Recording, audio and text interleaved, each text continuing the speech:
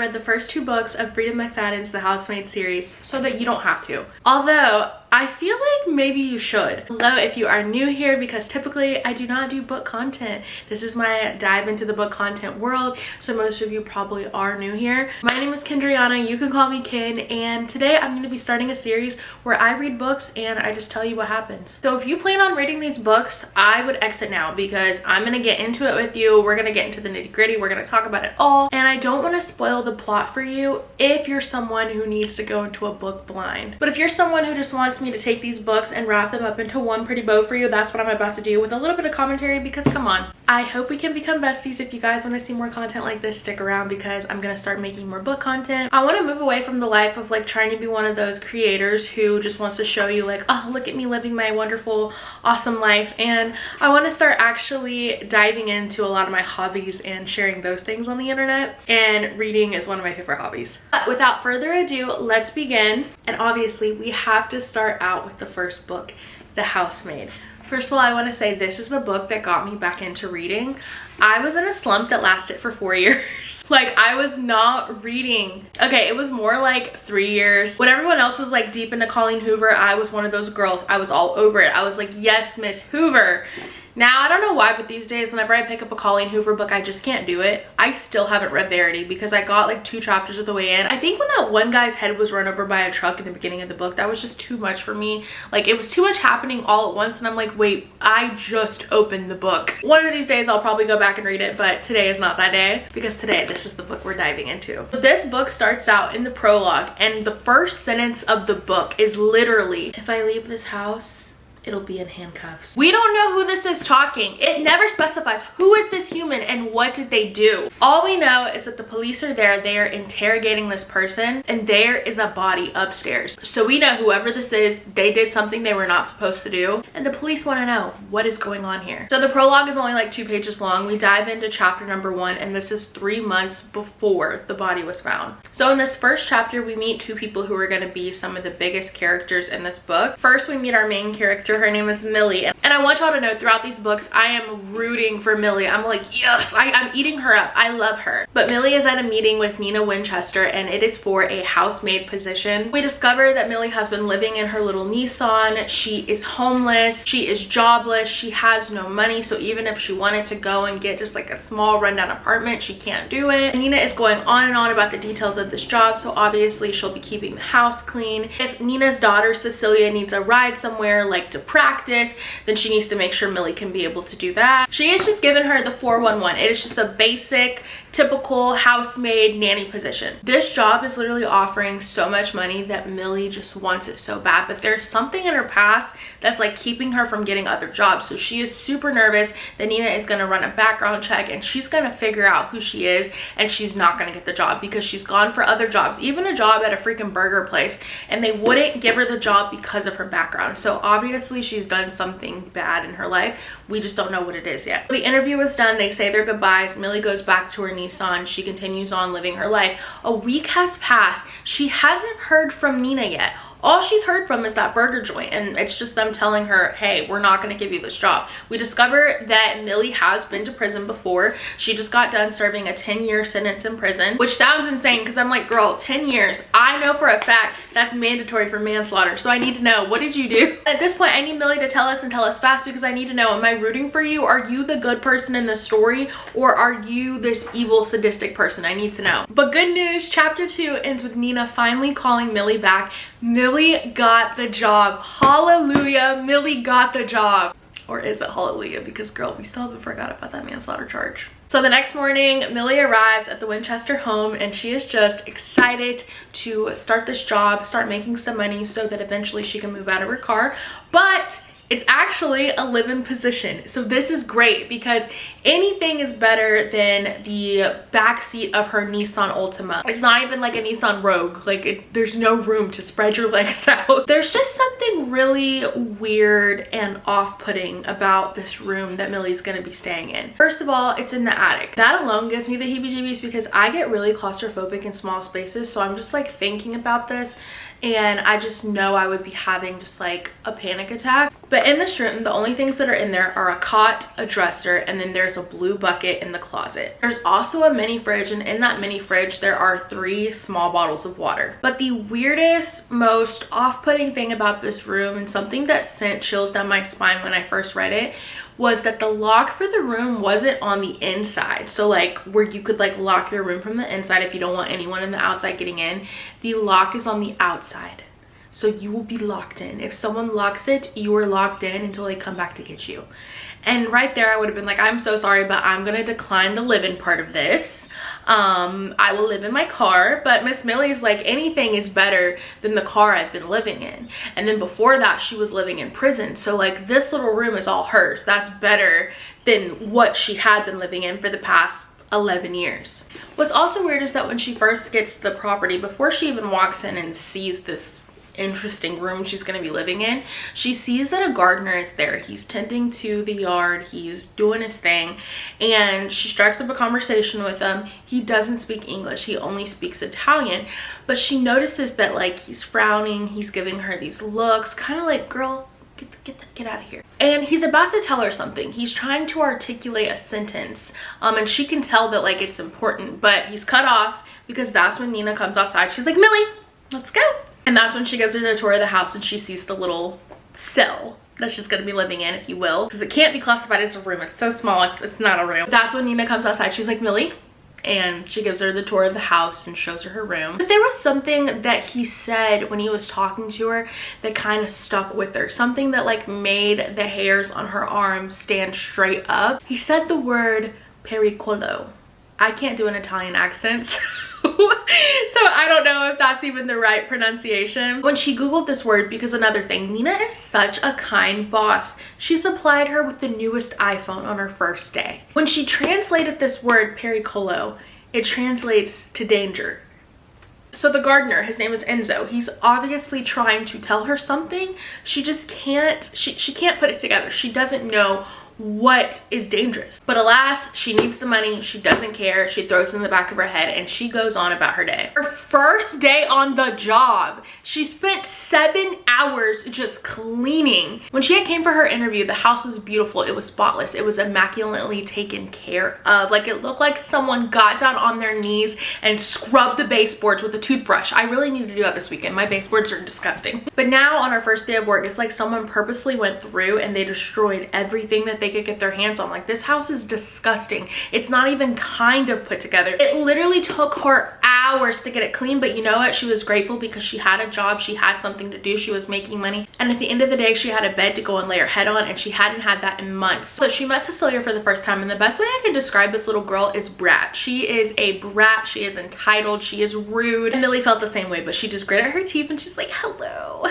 What would you like for a snack? What would you like, Cecilia? I can make you anything you want. She just wanted to please this little girl so that her job wouldn't be as difficult. So Millie's literally asking her, what would you like for a snack? What are the kind of things you like? And Cecilia's like, I don't know. Millie just flashes that smile. She just grits her teeth. She's like, oh, you just go sit on that couch. You watch TV. I will make you something. So something we all had as a kid for a snack, something that makes sense, is Ritz crackers and peanut butter. So she serves it up to her and immediately she starts freaking out. Cecilia starts yelling. She's like, oh my God, you're trying to kill me. What are you doing? And Millie's just like, whoa, whoa, whoa, whoa, whoa. In comes Nina. She's like, what is all the commotion?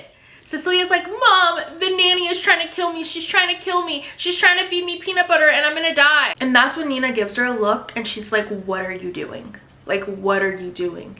And Millie's just like, I got her a snack. Like, she was hungry. What do you mean I got her a snack? Well, Nina claims that at their interview, she told Millie that Cecilia is deathly allergic to peanut butter. Like, it will literally take her out. And Millie's like thinking back because she's like, I don't think that that's the case. I don't think that you said that at all. Like, I think you're making that up. But she's not going to tell Nina that because, again, she really needs this job. She needs a place to stay. She wants to be able to save up to get her own place eventually and to maybe get a better job. This isn't her forever job. She doesn't want to do this position forever. So she just grits her teeth, apologizes profusely, but she knows deep down that Nina never told her that Cecilia was allergic to peanut butter. She knows that if she did, she wouldn't have given it to her. She doesn't want to kill this woman's kid. But she says sorry and Nina just goes, fine, but don't let it happen again. And this will be the first of many times that indeed she does let it happen again.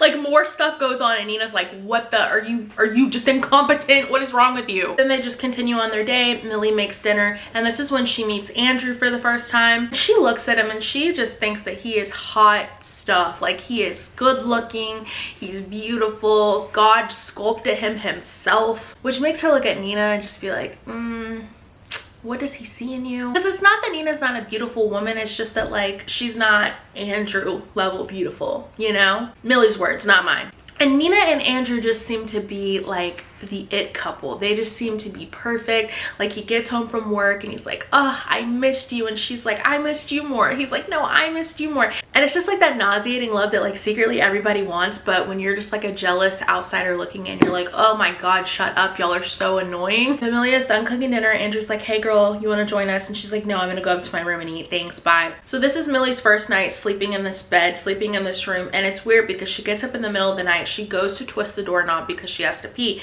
and she notices that the freaking door doesn't twist. So she starts panicking. She's like, what the heck, what the heck? She's twisting it. Finally it unsticks and she can go pee. So she makes a mental note. She's like, okay, sometimes the door sticks, that's okay, I don't need to freak out, just gotta, you know, twist it a certain way. But she still has this pit in the bottom of her stomach, even though she did get the door unstuck. There's something about that doorknob, something about that room is just really unsettling, and she makes a mental note that the next day she needs to ask Nina for a key because something is just weird, something's off. Now when she wakes up the next morning, remember, she spent 7 hours the day before cleaning this house, so it is spotless. You could eat your dinner off of the floor. That is how clean this house is. She wakes up, she can see Nina literally destroying the kitchen. She's just like, Nina, what the hell are you doing? I just scrubbed this freaking floor with my own toothbrush and you're making a mess. What are you doing? Nina's freaking out. She's like, where are they? Where are my PTA notes? They were on this counter. You threw them away. You touched them. You have ruined my whole day. And Millie's just like scratching her head because she's like, there was no PTA notes. Like, what are you talking about? I would have known if I would have thrown away like important papers. Of course she doesn't say that. Of course she doesn't say that because she's trying to be the best housemaid ever. But it just seems like she's making problem after problem after problem. And so she's like, okay, like, let me help you find them. Nina's freaking out, and that's when Andrew comes downstairs. He's like, let me solve this, let me fix this. Nina, you go get ready for the day. I'm gonna figure this out, okay? Because I'm the trophy husband. I'm gonna make it all right. And of course Nina's being the dramatic little she is, and she's crying into Andrew's suit and she's acting like this is the end of the world. Like, if she doesn't have those PTA notes, her day is going to implode. So Nina goes upstairs to get ready for her day, and that's when Andrew apologizes to Millie. He's like, I'm sorry, let me help you clean up this mess. Actually, like, there should be no reason there's this much mess all over the floor. Like, why did she destroy the kitchen like a toddler? Let me help you clean this up. But Millie's like, no, this is my job. This is what I was hired for. I don't want you to mess up your suit. Go ahead and go. I will do this. Andrew thanks her. He tells her, thank you so much for your hard work. And as she's cleaning, she just realizes that something is just off about Nina. Like, at the interview, Nina was this put together, poised woman. She just exuded like that rich housewife who has her stuff together. And now that she's actually working for her, she's coming to realize that this woman is insane. She's crazy. She's like making up things. She's saying that the woman's trying to poison her kid. She's claiming that there's been papers here, but there was no papers here, and I didn't throw away the papers, so what are you talking about? And she just thinks there's something odd about Nina. But being Millie, she's like, I don't care though. I'm just here for a paycheck. That is all. I'm just gonna put this smile on my face, grit my teeth, and do what I'm told, but something is off about her. So one of Millie's jobs is literally cooking all of their meals, and because Nina literally went insane, Millie has to go out and get more groceries because Nina threw out all of the groceries in the refrigerator. When she was going on and on about the PTA notes, I don't understand how they would be in the refrigerator and why you would need to throw all the food out, but hey, Nina's crazy. So Millie goes to the grocery store, she gets all the groceries, and when she gets back to the house, she notices that Enzo, the gardener, is outside, and she has a lot of groceries, so he helps, but he's obviously reluctant to go into the home of the Winchesters, which, I mean, rightfully so. It would be kind of weird if your gardener just walked up in your house, but I mean, he was just helping Millie bring the groceries in. So they're having a conversation, and then then Millie remembers, oh wait, he said that word the other day. Percoli, you know the word, the Italian word that I have no clue about. And she's like, I really want to ask him about that. Like, why does he think that I'm in danger? I'm living in this home with these people I barely know. Like, I need to know. But as she's about to ask Enzo, like, what do you mean danger? Like, who's in danger? What's danger? Who's dangerous? Enzo's like, I go. And he runs outside. And that's when she hears Nina coming downstairs. And Nina's like, Millie, who are you talking to? You could not have guests at my house. Nobody told you this is your home.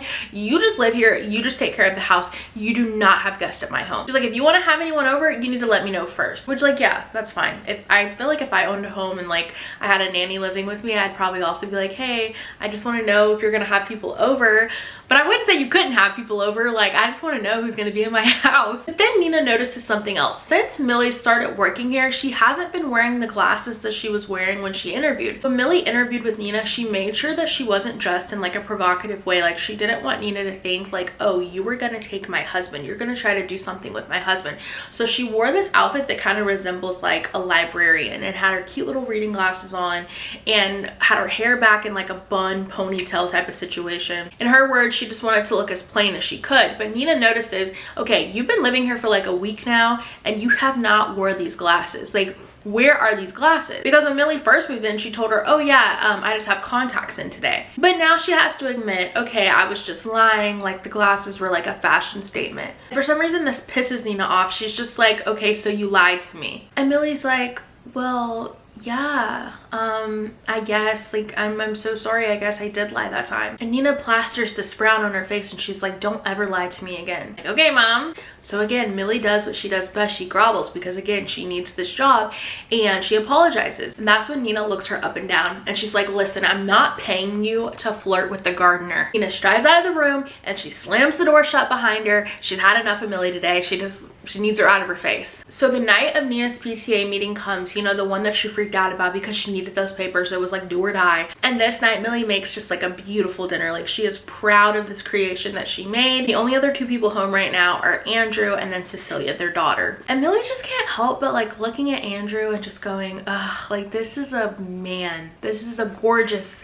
beautiful man. And she knows that she shouldn't be having these thoughts about her boss's husband, but she just can't help it. Simultaneously, she's like, this child, Cecilia, she is just, like, that's how she feels about her. Cecilia comes down. Of course, she doesn't want anything that Millie has any part in cooking. She's a girl of my own heart. She just wanted some microwavable chicken nuggets. So Millie's plating up dinner and Andrew's like, hey, do you want to eat dinner with me? Which to me, I mean, it seems harmless. Like, this is the housemaid who usually eats dinner up in her room alone because his wife is a raging. So I think that it's nice that he's extending this offer of like, hey, come and eat dinner with me. Like, don't shun yourself up in your room. But Millie, trying to be professional, and you know, she's already on Nina's bad side. Everything she's doing is just making Nina so upset. She's like, no, I'm gonna take my plate, but thank you for the offer. I'm gonna go upstairs and eat in my room. But it's just nice to see that one of the Winchesters is treating Millie like she's a human, because Nina is treating her like she is literally the scum of this earth. A week passes by. Millie comes downstairs to get started on work one day, and she notices that Nina is standing in the kitchen with a trash bag, and she's like, oh my gosh, what now? Is this lady literally gonna take this trash bag and throw this trash all over the floor and demand I clean it up? Because that's just something that Nina would do. Again, she's bat crazy, okay? But to her surprise, Nina's like, hey, what size are you? Which at first is just like, what?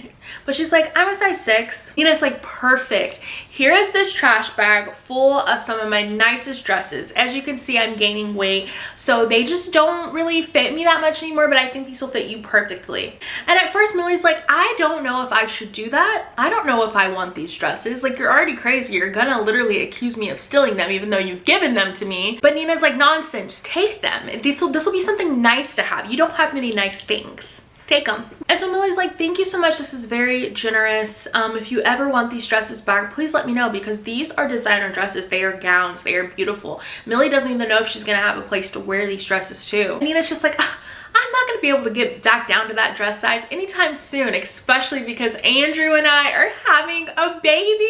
Millie's mouth falls open. She's like, oh my gosh, you're pregnant? And Nina's like, not yet, not pregnant yet, but we have been trying for a little bit. So hopefully soon we'll be expecting a baby. And as someone who has been trying to conceive for 8 months now, like my heart really reached out to her because I was like, okay, I can understand longing for a baby and like preparing yourself mentally and physically even though you're not yet pregnant. So in this moment, I felt just like a little slither of compassion for Nina. She's been so horrible this whole book, but if there's one thing I'm always gonna root for, it's a character who wants a baby, but like they're having trouble having one. I'm always gonna root that they get their baby.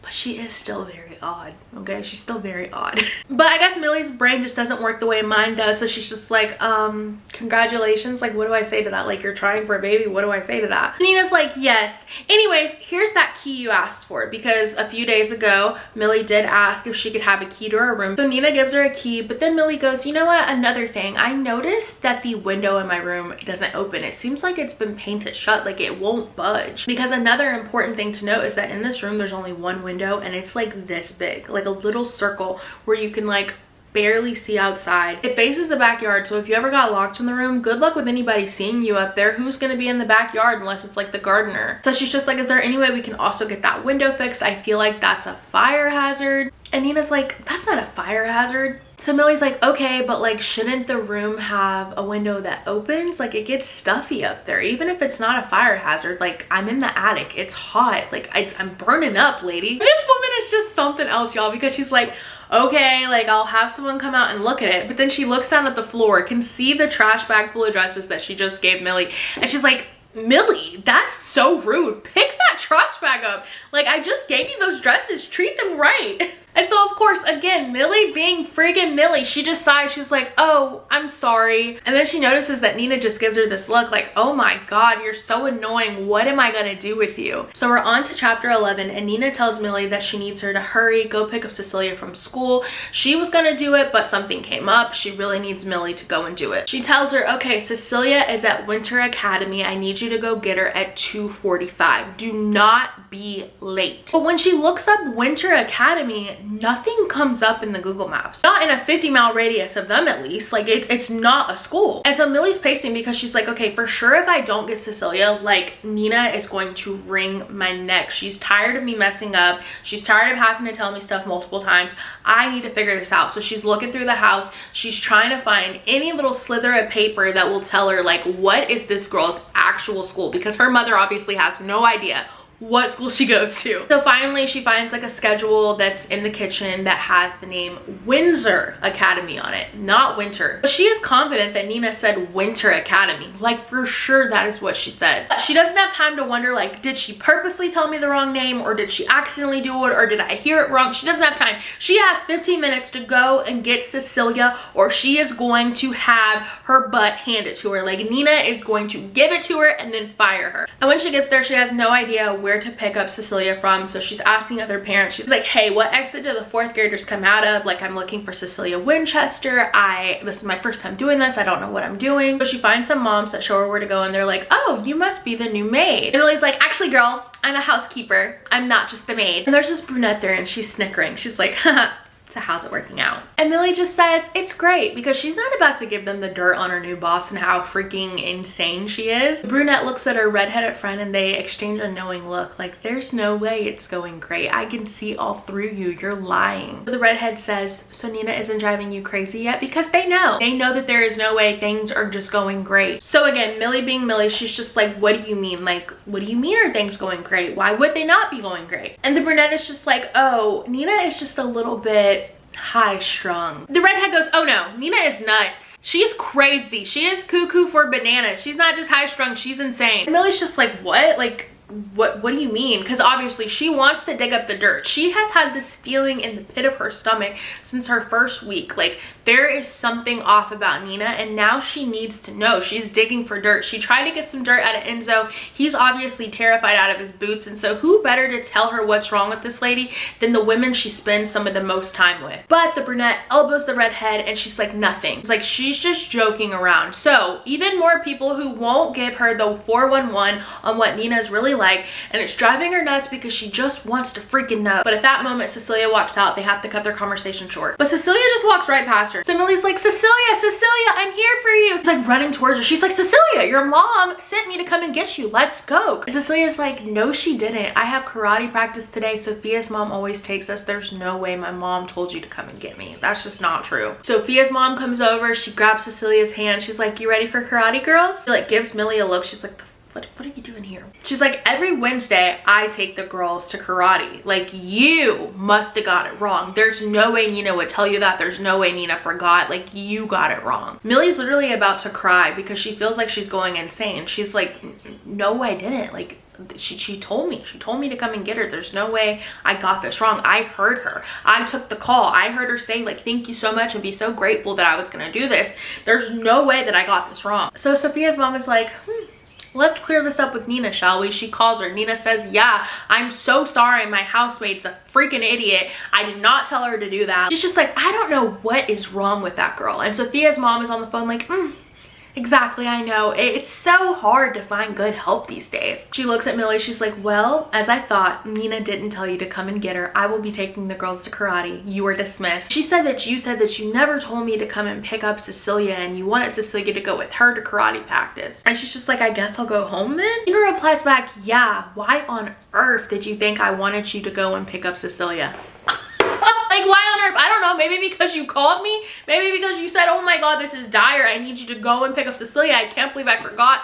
What do you mean, why? Every time I have like an ounce of like sympathy for this lady, she just shows me how freaking crazy she is. And I'm just like, girl, you are purposely making this woman's life hell for what? And all the while Millie is driving back to the house and she's just thinking about the sequence of events that just happened, like talking to her friends and then the crazy phone call and friggin' Nina making her think that she's insane. She's thinking about what the redhead said about Nina being nuts. And especially she's thinking about the fact that after she said she was nuts, she goes literally, like puts emphasis on the literally. And I don't know, Will starts spinning in her head because she's like, something is wrong. Like the gardener said there was danger. Now we have these women at the school saying that this lady is nuts. Like, I gotta get to the bottom of this because I feel like something's going to happen. Okay, so a couple of days go by and Millie just cannot shake this feeling that something is just not right. Like, there is something with Nina that she needs to figure out. She tells herself that nobody in a good mental state will leave the messes that Nina leaves. She's been cleaning and of course it's a mess. It's just everything is in a disarray. She found a bloody tampon on the floor. There's been towels everywhere, empty toilet paper rolls, toothpaste smeared across the counter. Like, things are just crazy. And so one day she's like, you know what? I'm just gonna take a peek into her medicine cabinet. She tells herself, like, if there's something wrong, if Nina's going through something mentally, like, she needs to know so that she can be better aware of like what is going on. So she peeks in the medicine cabinet and there are a plethora of medications, like so many, and most of them are for Nina. But she can hear Nina coming and so she quickly closes it, but she makes a mental note of one of the medications that she saw so that way when she's up in her room later on, she can Google the name of it. But when Nina comes into the bathroom, she's just like, hey, I just wanted to tell you, you're not doing a really good job at cleaning the sink. Can I watch how you clean the sink so I can give you tips? Which, like, personally, I would have been like, lady, no. No. But like I keep saying, Millie being Millie, she needs this job. She just does it. She cleans the sink. And then that's when Nina's like, interesting. I guess the real question is, how are you cleaning the sink when I'm not watching you? I would have backhanded her. I would have. And so Millie's just like, the same? Like, what do you mean? I'm cleaning the sink how I always clean the frickin' sink. Nina rolls her eyes and she's just like, doubt that. Then she's like, but I don't have time to supervise your cleaning all day, so do your job thoroughly, thank you. And of course Millie's eyes just twitching because she's like, you know what, this lady's about to push me over my breaking point. But then she remembers the name of the medication. She types it into her phone because she needs to know, what is that medication for? And then she discovered that the medication that she remembered is an antipsychotic medication. It is used to treat things like schizophrenia and bipolar disorder. And as someone who has bipolar 2, this is where I started to sympathize with Nina. I didn't like this narrative anymore that like, oh, she's insane or oh, she's crazy, because I know how I am and I know how fast my moods can switch up. And so I started to sympathize with her and I was like, okay, I'm not going to continue to call her insane or crazy because I think those words are very stigmatizing, and I wasn't subscribing to that. But for Millie, this discovery was like, okay, this makes sense, but there were so many other pill bottles. This lady has to be nuts, which again, I don't love that, but that's how Millie was thinking about it. Like, if this is what she uses these medications for, I can only imagine what the other ones were for. And so this in her mind has cemented like, okay, yes, Nina is indeed crazy. That's her talking, not me. So then a few days go by, and one day Millie is just downstairs in the kitchen cleaning up, and she sees a shadow go past the kitchen window, and it's Enzo. So of course she needs to figure out what he knows, because he knows something, she can tell. So she has to make up an excuse. She grabs a glass of water because she's like, okay, I'm gonna give this man a glass of water. She hurries outside. She goes, hola. Keep in mind, he's Italian. And so he's like, ciao. And so she goes, oh, ciao.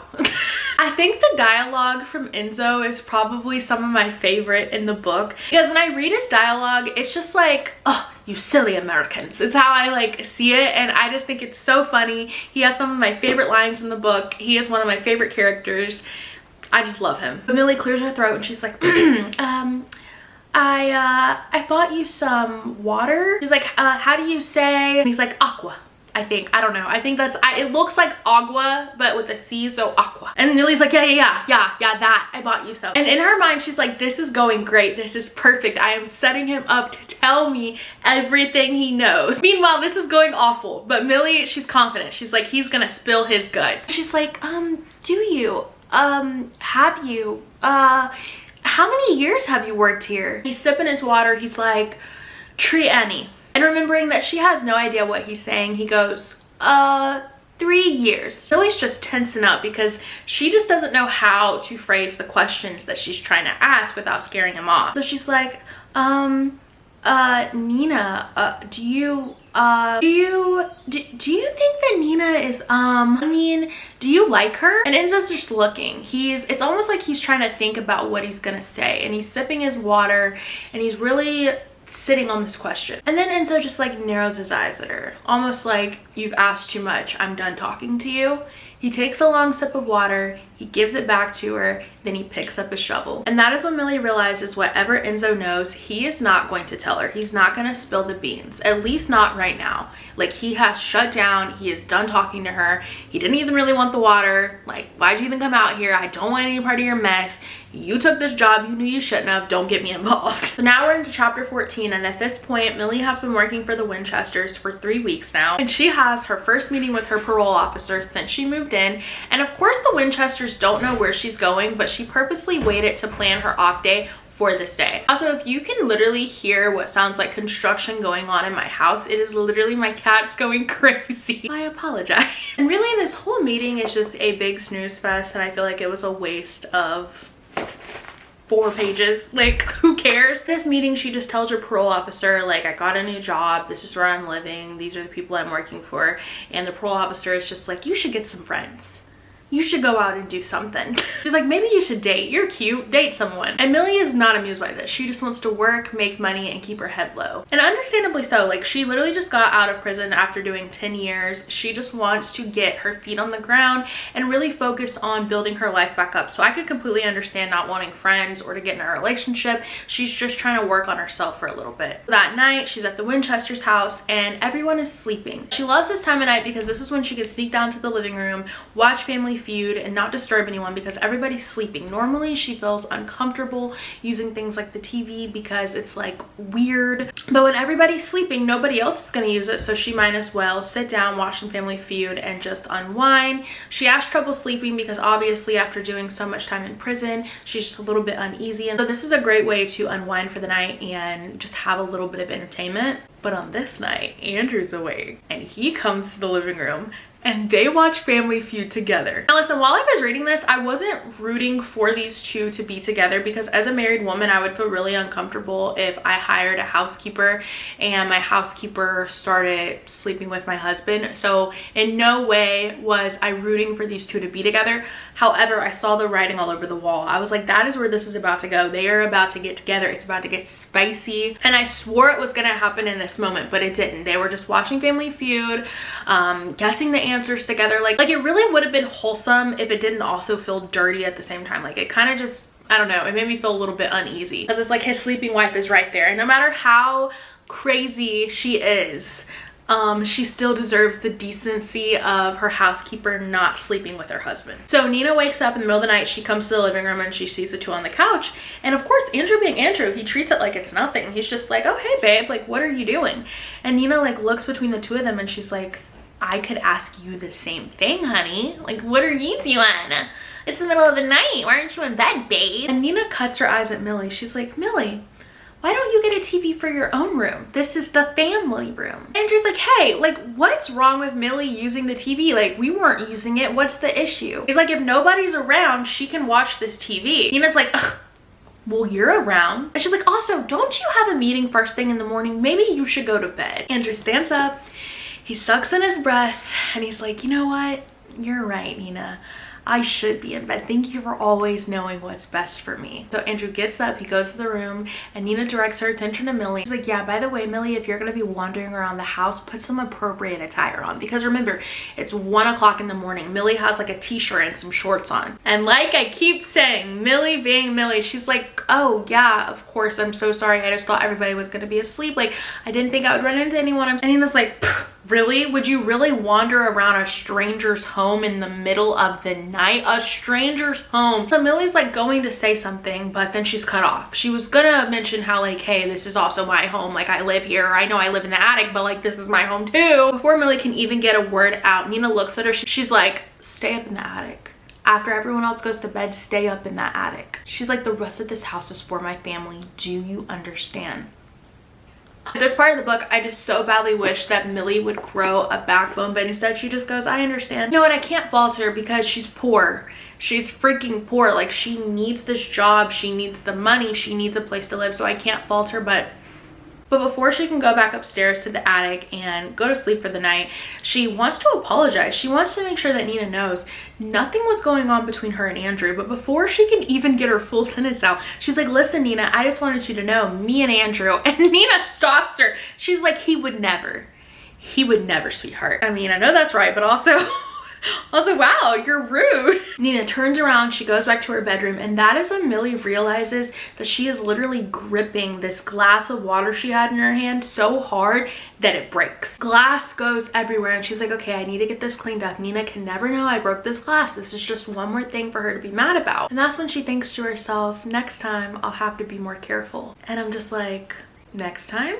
More careful? In chapter 15, Nina is throwing a little get together for the PTA ladies, you know, the people who said that she was crazy, okay? The brunette and the redhead, they are having a little get together. They're gonna have some appetizers, hang out on the back patio. And so of course it all falls on Millie. She has to make sure the patio is clean. It looks like this patio furniture literally hasn't been set on in years. It is so dusty and nasty, but it needs to be cleaned off because Nina insisted that is where they need to have the meeting. She has to get the groceries for the food, and there's so much to do, but so little time. And Andrew, being a saint from heaven itself, he was like, you know what, I am going to help you, because he's always there to help. He's the helping hand. And so he was gonna do the grocery shopping while Millie cleans up all of the furniture, but Cecilia's home, so he has to take her with him. So he's like, hey Cecilia, can you go upstairs and put your shoes on? And Millie's just admiring how cute and beautiful the relationship between Andrew and Cecilia is, and she's like, you know what, you were actually such a great dad. You were so freaking good with her. And that's when we discover that Andrew isn't even Cecilia's dad. Cecilia is from a previous relationship. She is technically Nina's daughter, but Andrew treats her like she is his own. And as Andrew is explaining this to Millie, Millie can tell that it pains him. It makes him so sad. She can see it written all over his face. And in that moment, she remembers that Nina says that they were trying to get pregnant again, and she really hopes that Nina can do it for him,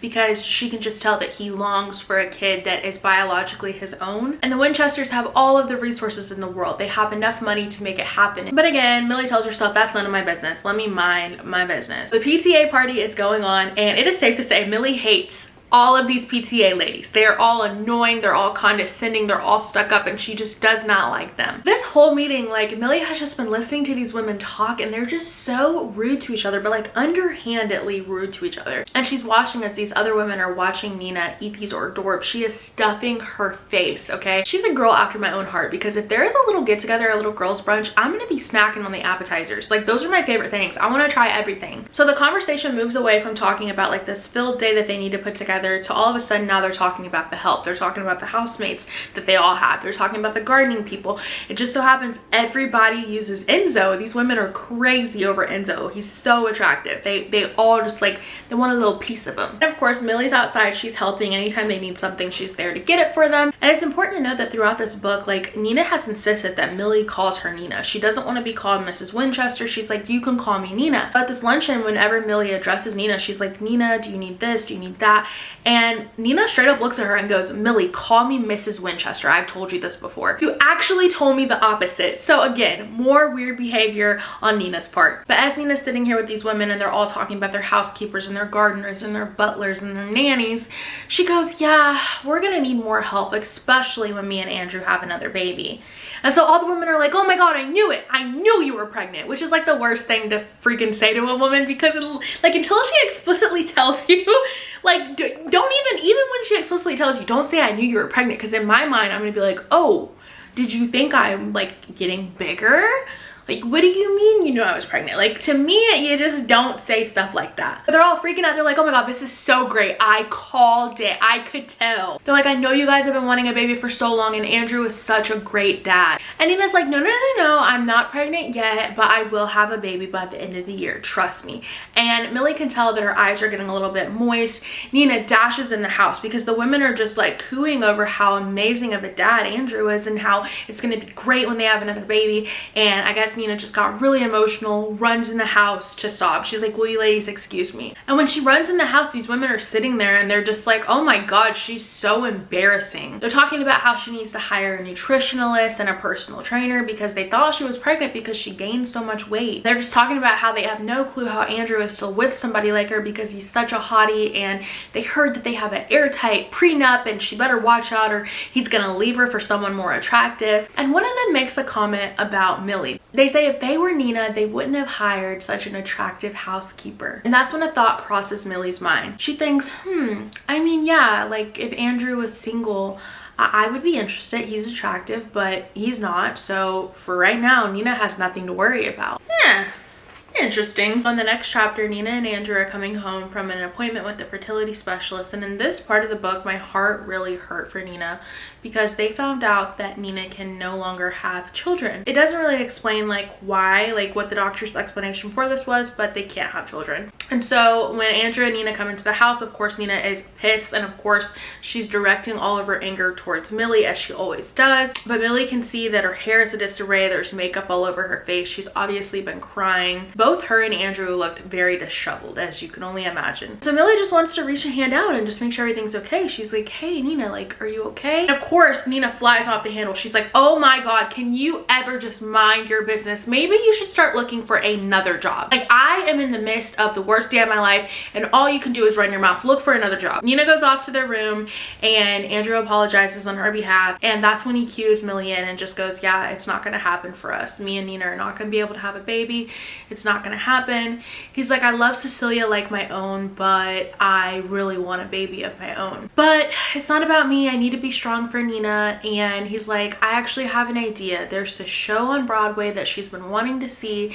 Can you please get with her and see what day works best for her and then book the tickets? I'm gonna take her to see it. She's gonna freak out. Millie says, done. Anything you need, done. Andrew being so sweet and kind, he's just like, thank you so much, Millie. Like, you're wonderful. I don't know what we would do without you. He's like, I'm so sorry for how Nina treats you sometimes. She's just a little bit temperamental, but I know that she appreciates you so much. I don't know about that. And Millie doesn't know either because she thinks to herself, I don't think that's true, but I don't care because I just need this money and then I can get the hell out of here. That same night, Millie wakes up out of her sleep and all she can hear is shouting. Andrew and Nina are fighting. They are going at each other's throats. And then Millie hears a crash and she's like, okay, I don't know what's going on down there. I know it's none of my business, but I need to go and see, because if somebody is hurt, I need to make sure that they're okay. Although if they're hurt, they wouldn't be okay. So maybe that's not what she was thinking, but that's what I think she was thinking. You can hear Nina literally yelling at Andrew. She sounds absolutely hysterical. It's not fair. I did everything.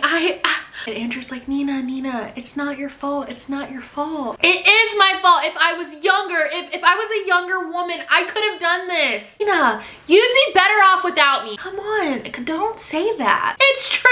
You wish I were gone. But Millie can notice Nina doesn't sound sad. She sounds pissed. And that's when Millie hears a second crash followed by a third crash. So she inches towards the door and the door is yanked open. And Nina is standing there in a white gown and she notices like a streak of crimson on the dress, kind of like blood. Nina looks at her, she's like, Millie, what are you doing? So of course now Millie has to make up an excuse, but the only thing she can look at is this blood on the freaking nightgown and she's just like, and Nina's like, are you spying on us? Are you listening to our conversation? No. I just heard a crash. I just wanted to make sure everything was okay. Nina can tell that Millie is looking at the blood on her nightgown and she's like, oh, I just cut my hand. It's nothing to worry about. I don't need your help. But Millie's freaking out because she's like, no, there's blood. Where's Andrew? Where is Andrew? Nina looks at her, excuse me? I heard a crash. Where's Andrew? Is he okay? First of all, Miss Ma'am, this is my husband, not yours. Even if I did, you know, like, Nina stares at her and rightfully so. She's like, what are you accusing me of? Like, excuse you? Then it occurs to Millie, Andrew is a big, strong man. If anything, he would have friggin' done something to Nina. And now she knows she's messed up and she cannot move from the spot that she's in because she's mortified. She knows that in the morning, girl, your job is gone. Nina looks at her, she's like, go to your room. And Millie's just like, no. I felt like Bella from Twilight just then. No. Go back to your room or you're fired. And Millie can tell that she means it. Like, she sees it in her eyes. She sees it in her body language. Millie does not care. She is not going up to that room. But Andrew comes out and he's okay. He was just in the bathroom. Nina looks at her with her icy blue eyes and she's like, happy? My husband is alive and well, like I said. Okay, I just wanted to. I'm sorry I bothered you. Now your job's gone. And as Millie's about to trudge back up the stairs to her room, Nina looks at her. She goes, Millie, stay up in the attic at night. Do you understand? And this time, she doesn't have to tell her again. She already told her when she caught her in the living room watching TV at 1 o'clock in the morning with her husband, this is the last time you gotta tell me, Miss Ma'am. I will not be coming down until that sun has risen. Millie never wants to come back down from the attic ever again, not even to work. Okay, she wants to stay in that cot. Next morning, Millie wakes up and it seems like everything is back to normal. Like, Nina is back to her same erratic self. She is just acting like nothing happened the night before. She's looking at Millie, she's like, I'm fine. Can you make my usual breakfast? Chop chop. Come on, girl. Remember why you were hired. Millie's going to make her usual breakfast, which, by the way, Nina is my kind of girl. Listen to what this woman's usual everyday breakfast is. The usual for Nina is 3 eggs, scrambled in a lot of butter and Parmesan cheese, 4 slices of bacon, and an English muffin. Also buttered. I mean, girl can eat. I admire her. She is me. We are one. So Millie makes her breakfast. She hands it to her and she's like, oh yeah, by the way, Andrew asked if I could book that Broadway show for you guys. Like, what day, what time works best for you? Your husband wants to do something nice.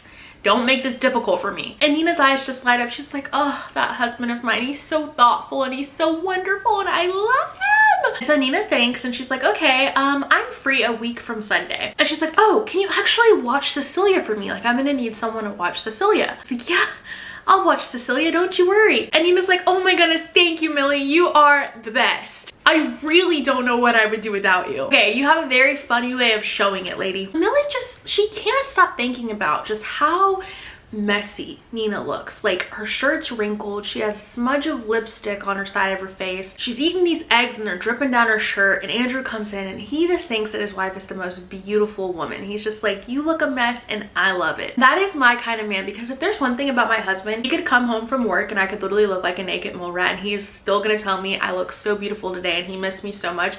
That is my kind of man. But as Millie is like looking at Andrew, just like fawning over Nina, she's just like, what does this man see in this woman? Thinking about, I wish I could be the housewife with the expensive shoes, the nice clothes, the big king size bed, but instead I'm living in a tiny little attic and I deserve the man to be all over me, and then bam, she snaps out of it, because why is she thinking about him like that? This is her boss, and more importantly, this is her boss, like the big boss. This is her husband. Literally, she spent 10 years in a freaking prison, y'all. This is the most contact she's had with a man that she actually has found attractive in years. So she snaps herself out of it, she gets to work, and then she hears the doorbell ring and she scurries to the door, and who is it? It's Enzo. She was literally just thinking, I need a man to rock my world. And And here is this Italian god just standing in front of me like, what? This is like a freaking birthday gift. Enzo just came to drop off a package that they left at the beginning of the gate. He's just trying to be a good Samaritan. And what does Millie do? Oh my god, y'all, this part of the book, I was in my reading chair in my bedroom cringing. I was cringing, I was laughing, I was so confused. This woman tries to proposition herself. She suggests like, hey, maybe me and you should get frisky. She's looking at Enzo and she's like, listen, I just thought maybe you wanted a break. And he's just looking, his eyes are dark because he's like, what is this? What is she talking about? He's like, I don't understand. Oh, I was trying to have like an Italian accent, but it came out like country mixed with like, I don't know, like a freaking northerner accent. I don't know. He's like, I do not understand you, lady. What are you talking about? She places her hand on his chest, kind of lifts up her eyebrow, and she's like, a break.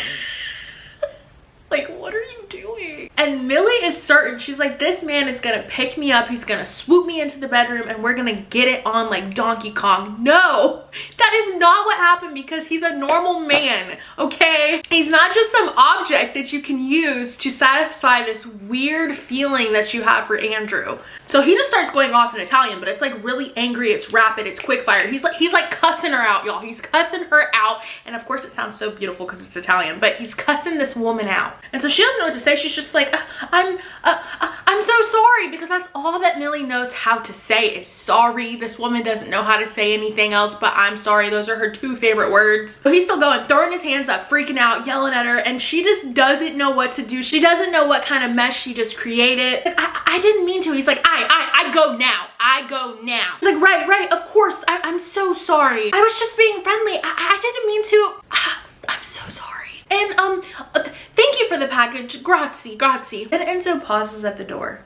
He looks at her, his eyes are dark. You get out, Millie. It's dangerous. He looks back up at the stairs that lead up to Millie's room. He has a very troubled expression on his face. He shakes his head and then he walks back outside. And this is the point of the book where like I had goosebumps on my arms.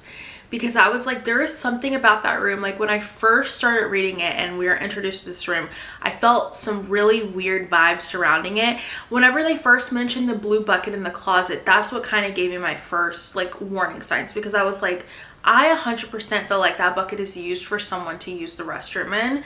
And that alone gave me some really bad signs that something off was gonna happen. And so then when this happened, I was like, I am scared. So literally directly after being rejected by Enzo, Millie has to go and pick up Cecilia from her dancing class, which is like the last thing she wants to do. She cannot stand this kid. So as she's sitting there, she's like, oh my goodness, an Advil would be so nice. Like I am so humiliated. I have a headache. I just need an Advil. And this lady sitting next to her can sense like, oh, you must have a headache or something. She's like, do you want some Advil? So Millie takes it and the lady's like, who are you here for? Like, who are you picking up? And Millie's like, oh, Cecilia Winchester. This lady's name is Amanda. And she's like, oh my goodness, you work for the Winchesters? She's like, Nina's cuckoo.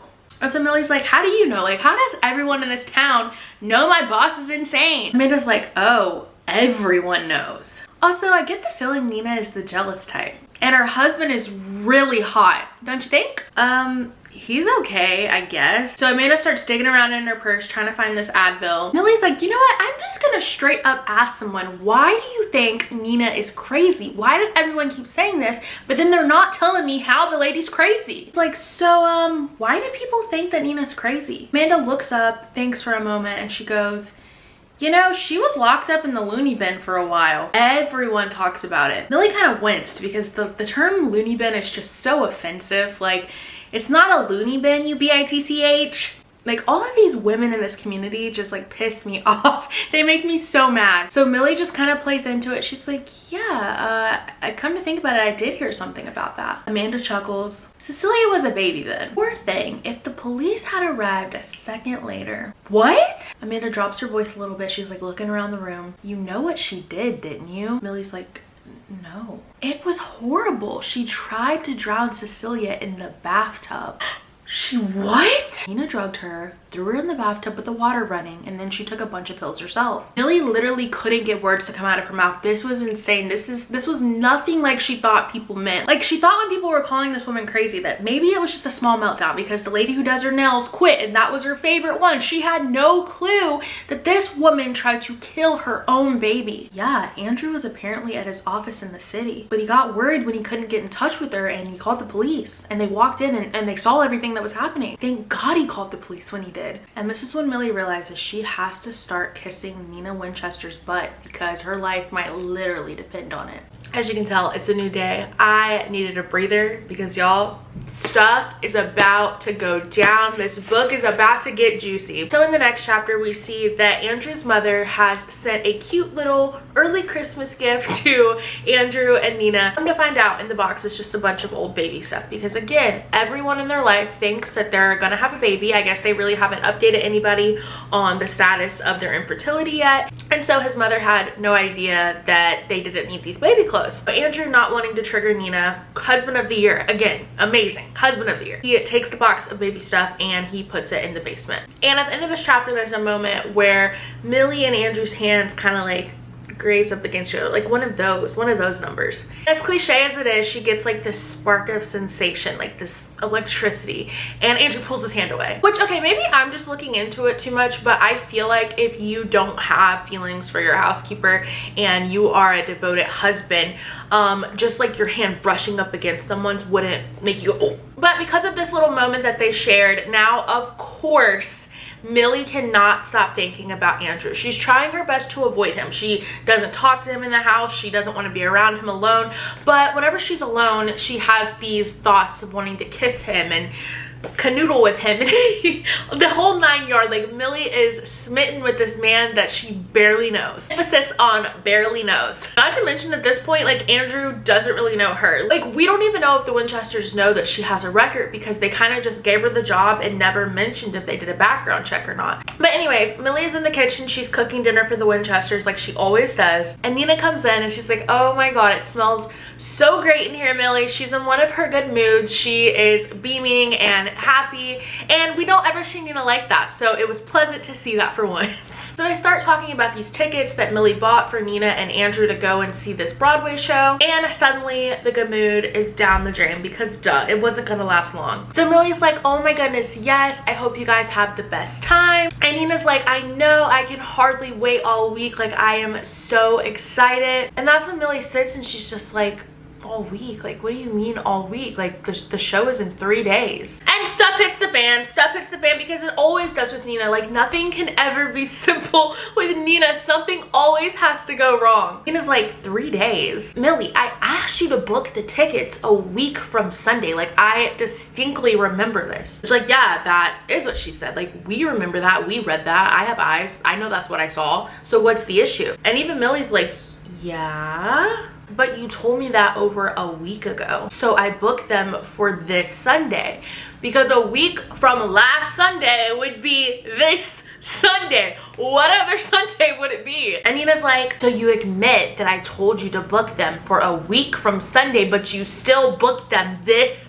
Sunday? And as I keep saying, Millie being Millie, she's trying so hard to keep this job, to keep her coins, and she's like, no, what I'm saying is, oh, first she can get it out. Nina's like, I cannot believe you are this careless, you are this incompetent. Like, what are we going to do with you? I can't make the show this Sunday. I have to drive Cecilia to camp. I told you this. Like, I told you, book the tickets a week from Sunday, another Sunday ago, last Sunday, and you booked the tickets for this Sunday. Lady, what the hell are you talking about? What are you talking about? This chapter ends with Nina telling Millie, if you don't figure out a way to get those tickets refunded, they are coming out of your check. Now, these tickets were hefty. They were expensive. And again, Millie is trying to save up money so that she can leave this family and maybe go on to a better job and have a nice house and get the hell out of her car. So it's kind of like a slap in the face to be like, okay, I'm gonna take the money for these tickets out of your check. And so of course Millie starts panicking and Nina leaves the room and Andrew tells Millie, don't you worry, like I will take care of this. Do not worry, it will not come out of your check. You're not getting fired. Like, I'm gonna take care of it. This is when the tables start to shift, and I start seeing Andrew as the person that he is. Is that a good husband? Is that a good person? Who knows? But good news, Andrew was able to refund the tickets, and so everything was fine. Nina and Cecilia leave. They go off to summer camp, and because Cecilia's summer camp is so far away, Nina's gonna have to stay in a hotel overnight and then come back the next day. And when they leave, Andrew makes a confession. He actually wasn't able to get those tickets refunded. He just wanted Nina to shut up. He wanted her to be quiet, sit down somewhere, and just shut her mouth. As I'm sure we all have this whole book, just want her to. So Andrew's like, you know what, since I couldn't refund it, and like, Millie, you never go out, take these tickets, go and see this show. They were expensive, the hotel room was still booked, like take it and go and have a good time. And of course Millie's like, no, that's too generous, I'm not gonna take it. Like, how about you go? You paid for them, you go, you enjoy the show, have a great night. Andrew being Andrew is like, how about we go together? How about we go? How about I take you to this expensive freaking show? How about you dress up, you look good, and I'm going to take you on a date while my wife is away. Millie's like, okay. Like, she hesitates for a moment, but not long enough for my liking, and she's like, okay, I'll come. So remember that big old bag of designer dresses that Nina gave Millie? Yeah, she wears one of those dresses, and oh my gosh, the dresses she picked out, it like hugs every curve. It's like short, like it's literally so short that on the car ride to the venue, she's having to keep pulling it down because it's like inching up, and like everything, all of her bits are gonna be exposed, so she's having to like inch it down, and she can catch Andrew like staring at her legs, and it's just like, girl, you could have chose another dress. I feel like this was intentional. She gave you a whole trash bag full of clothes and you picked the skimpiest one you could find. You did this on purpose. But as they're like driving to the venue in this BMW, like she can tell like Andrew's like he keeps.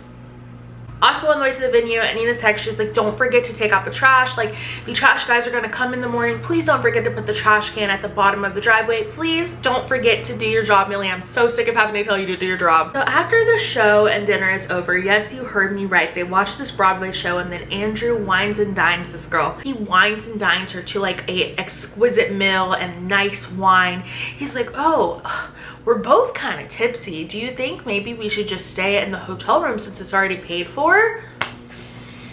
Like, I was really rooting for him. I was like, this guy is a good guy, but a good guy doesn't do that. Like, if anything, we're gonna Uber home and we'll come back tomorrow and we will get your car. I would flip my crap if my husband, like, he was like, I'm gonna stay in this hotel room with another woman because I'm too tipsy. I don't care. I don't care. Get the Uber home. I love when we get lawn service 5 times a week here at our apartment complex. I'm so sorry if you can hear that, but we're gonna keep trudging on. Is that even a word? I don't know. But at this point, Andrew and Millie are having a conversation about his marriage. Like, it's kind of about his marriage, but he's being very aloof. Like, he keeps starting sentences and then not finishing them, and it's really, really, really annoying. And Millie can tell, like, he's like looking at her seductively, and she's like looking back at him, and he's just like, what are you looking at? And she's like, Andrew.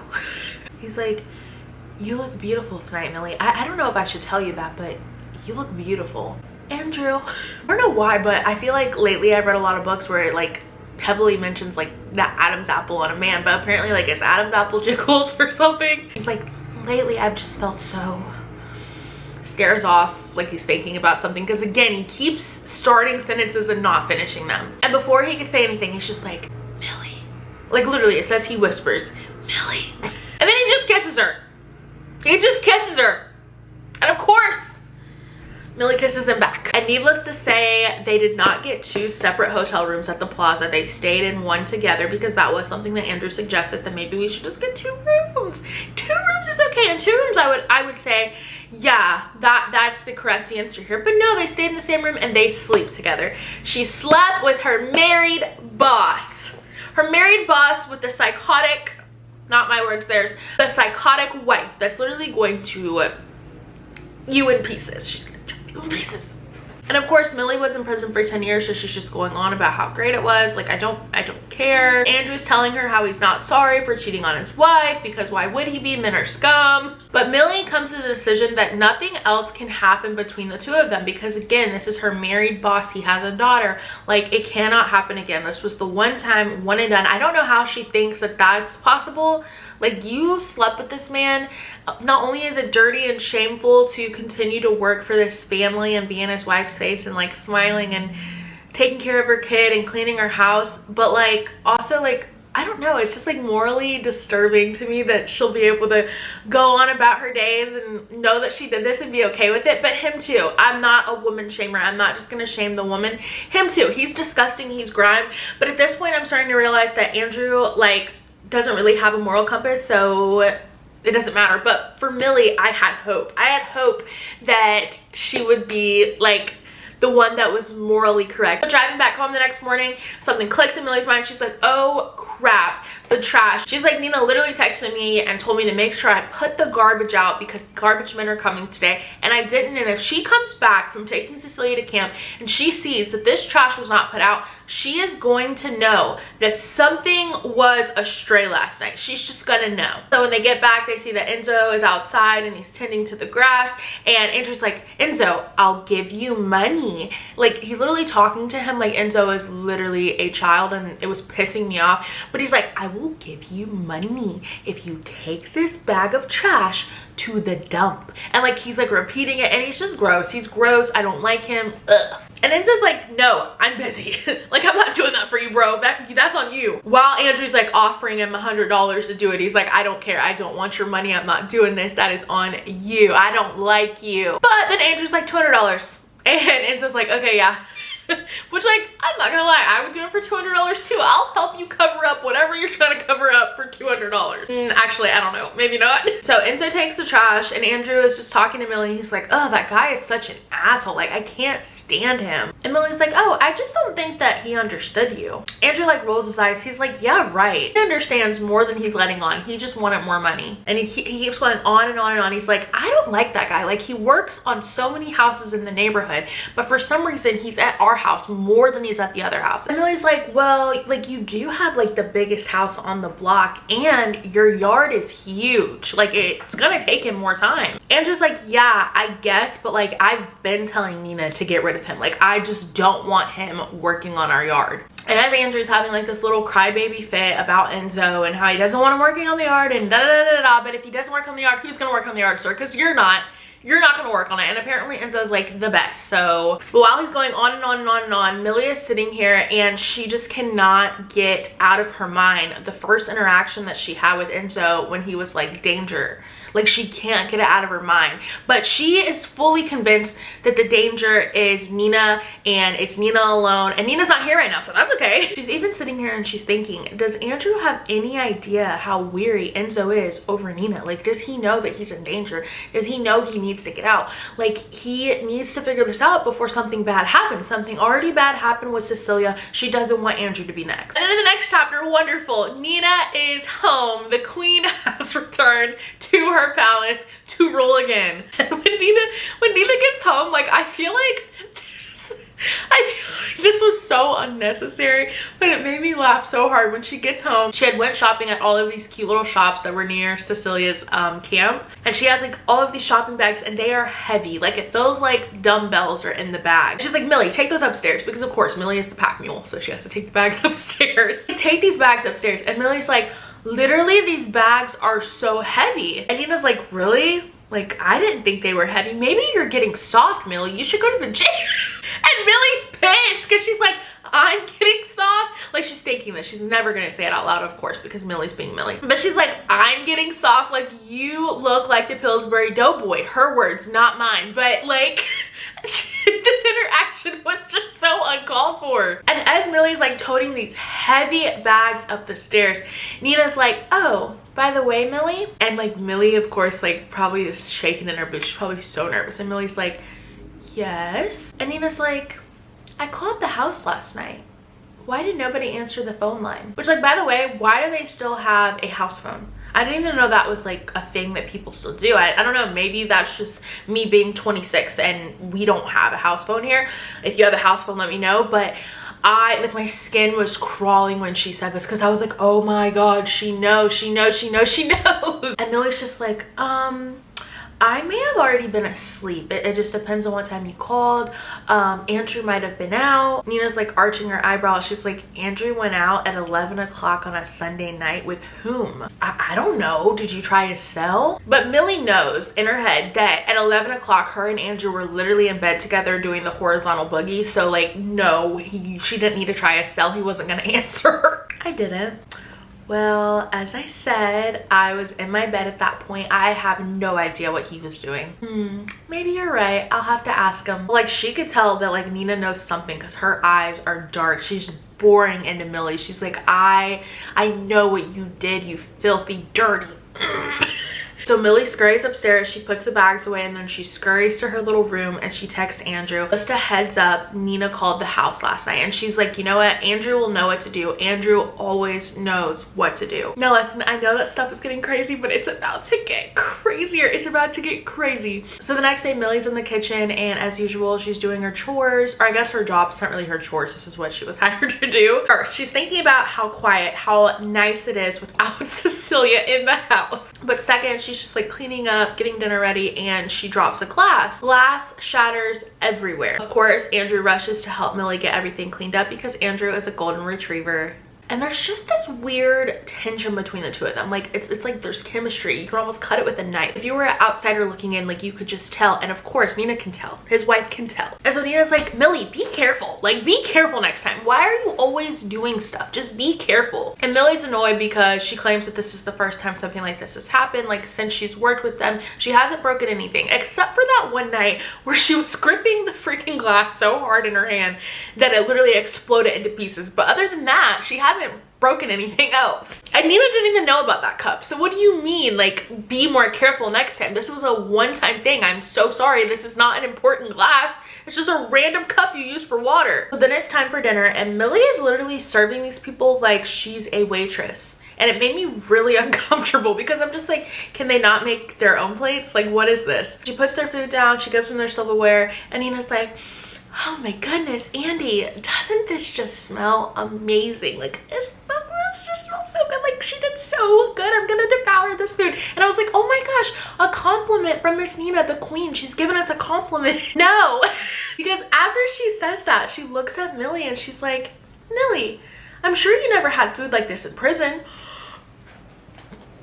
She knew! But Andrew did not know. He was clueless. He had no idea. Millie's just like, because she doesn't know what to say. Like, she doesn't know what to say. She didn't know that she knew this information. What sort of food did they serve you? I've always been curious about that. What's prison food like? But Millie doesn't know what to say. She can't deny it. Nina knows her past. She doesn't know what to say. So she just says, it's okay. Well, I hope you don't get inspired by any of the meals you had there. That would be awful. Stick with what you've been doing. You've been doing a great job. Thank you. Andrew's face says it all. He doesn't know what to say. He doesn't know what to think. He cannot believe that Millie has been to prison. Millie goes to walk off. She's gonna go up to her room. She's clocking out for the night. But as she's walking away, Nina goes, Millie?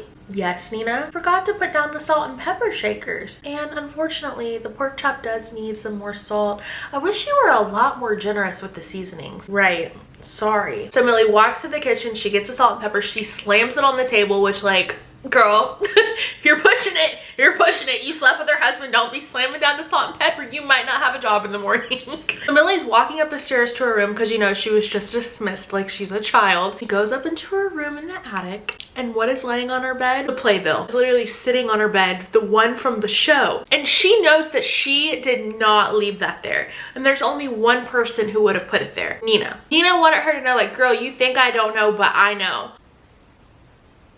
And Millie knows that she has just made the worst enemy to have. Like, if there's one person she didn't want to make an enemy out of, it was Nina, and now that is enemy number one. So a few days have gone by, and at this point, Nina wants to make Millie's life a living hell. So Millie is having to go to like 20 different stores to find these specific different things that Nina needs. And if she goes to a store and the store doesn't have what's on the list, she will literally have to send pictures of replacements of each item to like see which one Nina wants instead of just picking out the replacements herself. But she's standing in the middle of the aisle, she's sending these pictures, and it's really slowing her down. Like, she's having to wait for Nina to respond because she doesn't want to go home with the wrong things and then literally get cussed out, because that is where Nina's at this point. Nina will cuss her out and kick her butt to the curb. So once she finally gets everything, she's heading out the door, and one of the workers from the grocery store literally stops her, and they're like, ma'am, let me see your receipt. Remember, Millie is literally on parole. She cannot get in any trouble, and so she just hands over the receipt, and she's like, here it is. And the guy is just like, listen, we prosecute all shoplifters. Millie sits down in the plastic chair in his office and she's just like freaking out. She's so uncomfortable. She doesn't know what's about to go on because she's like, did someone slip something in my cart? Like, did I accidentally forget to pay for something? Did the cashier forget the banana that was at the top of the cart? Like, I don't want to be prosecuted. I don't want my parole officer to find out if that happens. What am I gonna do? She's like sitting in this plastic chair having this internal meltdown, and the guy looks at her. He's like, well, I guess everything's okay. Like, everything you have in your bags matches up with the receipt. You're free to go. And so she's like, well, what the hell was that about? And he's just like, someone called us in and gave us a tip that you were in here to shoplift. Who could that someone be? Who was it? Who did it? Like, obviously it was Nina. Who else would have done that? It was clearly Nina. So it's 3 days later and Millie has just been having a hard time sleeping. She's like uncomfortable. She's kind of scared, and she can't get her brain to shut off at night because all she can think about is the fact that Nina is literally insane and is out to ruin her life now. So she gets up to go get a glass of water and she notices that Andrew is on the patio. It's the middle of the night, so obviously something's bothering him. And this girl cannot leave well enough alone. Like, Miss Ma'am, you are kind of getting off scot-free, in my opinion, for helping this man cheat on his wife. Like, yeah, she's having you run around town like a crazy person to find all these groceries, and like maybe she called in to like tip someone off and say maybe you were shoplifting, but I mean, you weren't, so you were free to go. Okay, so like, yeah, she's torturing you a little bit, so just let that be what it is and let it simmer and, you know, get better over time. But no, Millie cannot leave well enough alone. So Andrew and Millie are literally sitting on this patio that is attached to a home that his daughter and his wife live in the middle of the night, and they kiss. So Millie like scrambles back inside to get back up to her room, and who does she see? She sees Nina. And Nina's like questioning her. She's like, Millie, what the hell are you doing up this late? Like, why are you down here? What's going on? And Millie's like, I just came to get a glass of water. And Nina's like, well, don't you have water upstairs? Because remember, upstairs there is a mini fridge that has, oh wait, did I even tell you all that at first? When I was describing the room at the beginning of the video, I don't even know if I mentioned that there is a mini fridge up in that room that just has these 3 small bottles of water. So all that's in there is the cot, a dresser, the mini fridge with the 3 small bottles of water, and then the blue bucket that's in the closet. So Nina's like, don't you have water up in your room? Which, Miss Ma'am, she's been working for y'all at this point for at least 2 months. Why the hell would she still have those 3 bottles of water? Why would she still have that? Like, those have been gone. She lies because that's what she does best, and she's like, no, I drink them all. And Nina's like, okay, well, have you seen Andrew? Of course she's seen him. She was just locking lips with him. But she's like, I think he's on the back porch. I see. And she just goes, I'll go check on him. And I'll head up to my room right now. Yeah, you better do that, ma'am. You better head up to that freaking room. Nina like literally elbows Millie while she's like passing her, and like, it's like a like one of those aggressive ones. And Millie can't help to think, like, I have made the worst mistake ever, making an enemy out of Nina, but for some reason I cannot help myself. And it's like, girl, yes you can, just stop. So the next day, Millie spends her day off out of the house because she just needs to get away from the craziness of this all, and she just needs to relax because she's having these thoughts and she knows that she doesn't want to end up back in prison. That's like the last thing she wants to do. She loves her freedom, so she just needs some time away to kind of rewind and rejuvenate. So she spends the day out of the house. When she gets back, stuff is hitting the fan. Like, Nina is pissed. So Nina claims that she went up to Millie's room and she found a bunch of her clothes up there. Like, Millie had been stealing her clothes. Y'all, it was the clothes that she literally gave her. Like, the big trash bag, like, it was literally those clothes. So it's like, girl, she didn't steal those. You literally said, here you go. Like, these don't fit me. You can have them. So, like, what do you mean she stole them? Of course, we just discovered that Millie literally was in prison. Like, Andrew just discovered this. So Andrew's eyes, they just go wide because he can't believe, like, Millie has stolen from his wife. Like, he thought he knew her better than that. And Millie's, like, crying. She's like, I didn't steal anything. She gave those clothes to me. She said they didn't fit her anymore. Nina looks at her and she's like, as if we would believe your lies. I should call the police on you. Do you know what this clothing is worth? No, Miss Lady, I don't, because I've been in prison for 10 years, but you did give these to me. No, please don't. Oh, right. You're on parole, aren't you? Something like this would send you right back to prison. Andrew's like looking between the two of them and he's just like, Nina? Nina whips out her phone. She's like, I'm gonna call. God knows what else you've stolen from us, right, Andy? Like, she wants him to validate her and be like, this girl is morally corrupt. But Andrew just looks at Nina and he's like, Nina, Millie didn't steal these clothes. I literally remember you emptying your closet, putting these things in trash bags and saying that you were gonna donate them. And then to add salt to the injury, he literally holds up this little white dress and he's like, you haven't been able to fit this for years. Like, he put emphasis on the years. Like, it was so uncalled for. Nina's face turns red and she's obviously embarrassed. And he just like ignores the fact that she's just being annoying. And he's like, I'm saying that there's no way Millie stole these clothes. Like, why are you doing this to her? Nina's mouth falls open and she's just like, Andy. Andrew looks at Millie. He says, Millie, go upstairs, please. I just need some privacy to talk to Nina. Once everything is said and done, Nina and Andrew have a conversation and Andrew just straight up tells Nina that he doesn't have feelings for her anymore. He no longer loves her and he would like her to leave because like she's being insane and she's doing stuff. She's just been erratic lately. Like, she's been doing stuff that just make Millie's life hell. And it doesn't even matter because he doesn't have feelings for her anymore. He just wants her to get out. But of course, Andrew's such a good guy and he's still trying to put on that good guy persona. And he's like, you know what? Don't blame yourself, honey. Like, this has been a long time coming. I think we've just fallen out of love. And at this point, I really felt for Nina because she was just begging him and she's like, please, Andy, like, please, like, think about me, think about Cecilia, like, please.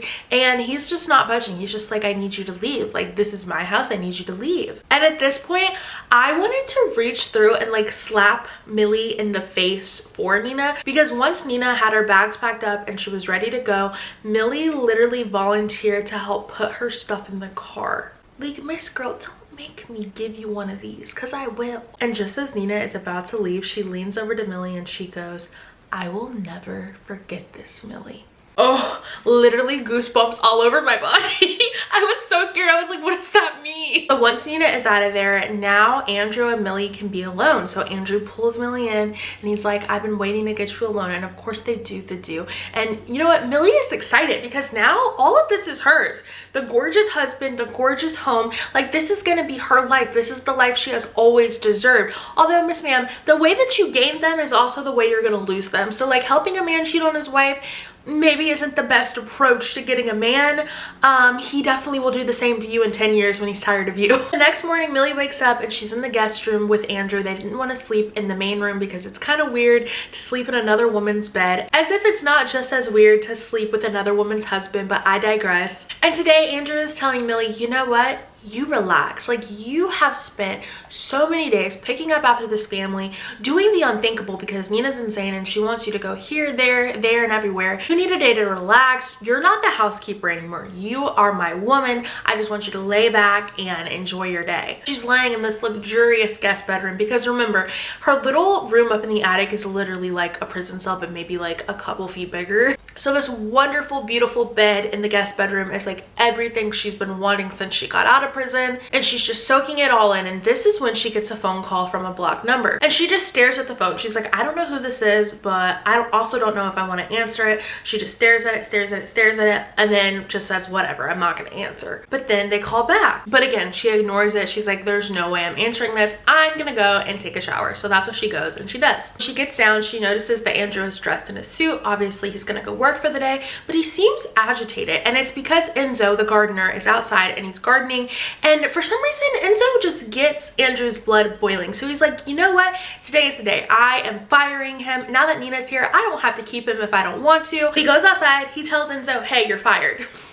Just like that. And Enzo kind of like tilts his head. He's like, fired? Andrew like sucks in a breath and he's like, yes, fired. Enzo like steps back. He contemplates it and then he's like, okay, I go. Which like, Enzo is literally my favorite character. Andrew says, okay, thanks. Appreciate your help for the last few years. And Enzo just looks at him, blinks, and just starts loading his stuff up. He's like, I don't care, dude. I don't like you. As Andrew goes in the house, Enzo literally stares at Millie and he's like, Millie, you gotta get out of here. It's dangerous. You gotta go. You gotta go. And Millie's mouth falls open because it's not what he said, it's how he said it. It was almost perfect. Like his accent was still there, but the English was almost perfect. It's as if this whole act that like he didn't understand English or like he wasn't good at it. Like it was just that. It was an act. It wasn't real. Millie just looks at him. She's like, no, I'm okay. Nina's gone. Enzo's like shaking his head. He's like, no, you're wrong. She's not. Cuts off. He gets cut off because before he can even get another word out, the front door opens again and there standing in the doorway is Andrew. Andrew's like, Millie, is everything okay? And Millie's just like, fine. You coming back inside? And at this point she has no choice. She can't be like, oh, I want to stay out here and have this conversation with Enzo because that looks sketchy and Andrew might want to join the conversation.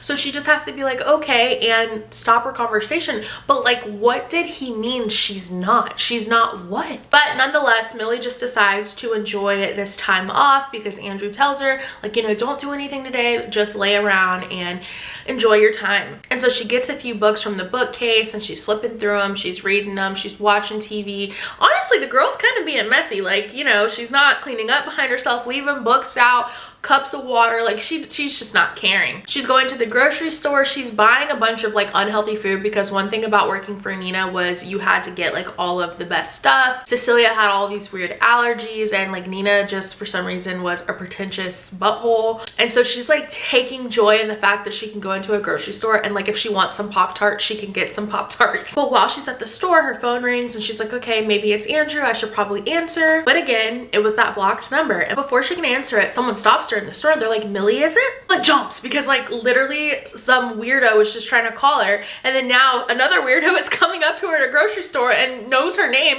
and she doesn't know these people. So like, how do you know my name? But it was just one of the PTA moms. And so Millie's just like, yes. And she's like, I'm Patricia. You're Nina's girl, right? Nina's girl? Ew. No, I'm a grown woman. I'm not Nina's girl. I work for the Winchesters. That's what Millie said, by the way. Oh, good. I've been trying to get in touch with Nina all morning. She and I were supposed to go to brunch together. We always go to brunch together on Mondays. But she didn't show up. Is everything okay? Millie knows she has to lie. She cannot tell this lady all of this family's business. So she's just like, yes, everything's fine. I guess she must have forgotten. I bet you know that Nina can be a little bit flaky. Then she looks at the phone that's in Millie's hand and she goes, oh, did Nina get you that phone? Millie's like, yeah. This lady says, it's nice that she wants to keep track of you like that all the time. I don't know if I would be okay with that if I were you. Why didn't Millie think of that? And still, Millie's not thinking about that because Millie just goes, she mostly just texts me. It isn't that bad.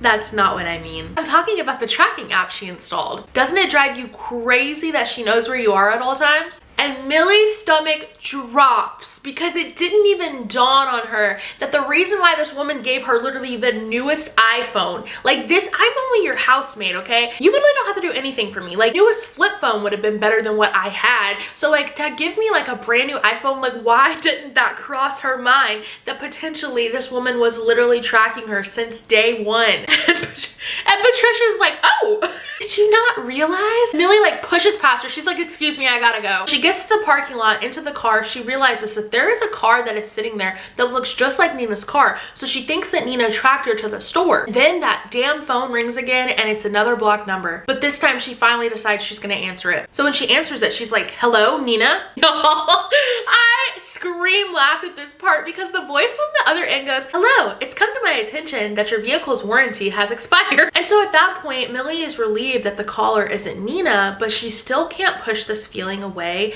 that she is in great danger. So at this point, she's at the house for the night and she is waiting for Andrew to get home, but unfortunately he texts and he says that he's gonna be late from work tonight and not to wait up for him. She's disappointed because she cooked this beautiful dinner. She tried to replicate the same dinner that they had the night that they went and they saw the Broadway show, because like this is their first night where like it can just be them, like they can be free to just be together, and she just wanted to make it special. So when he texts that, she's upset, she's sad. It sucks. Like it sucks that he puts work first. But then her phone rings again and it's another blocked number and she answers it, and when she answers it, it's a mechanical voice. Like the voice recording is distorted and sounds mechanical, and and says, "Leave Andrew Winchester alone." You know what? She realizes this is my man now. This is my home. This is going to be my husband. I'm going to be the trophy wife. I deserve all of this. I'm going to go upstairs. I'm going to pack my bags and I'm moving into the main bedroom with him. Because originally, you know, she didn't want to live in the main bedroom because that was literally the bedroom that he shared with Nina. But she's like, F that. I'm going to do it.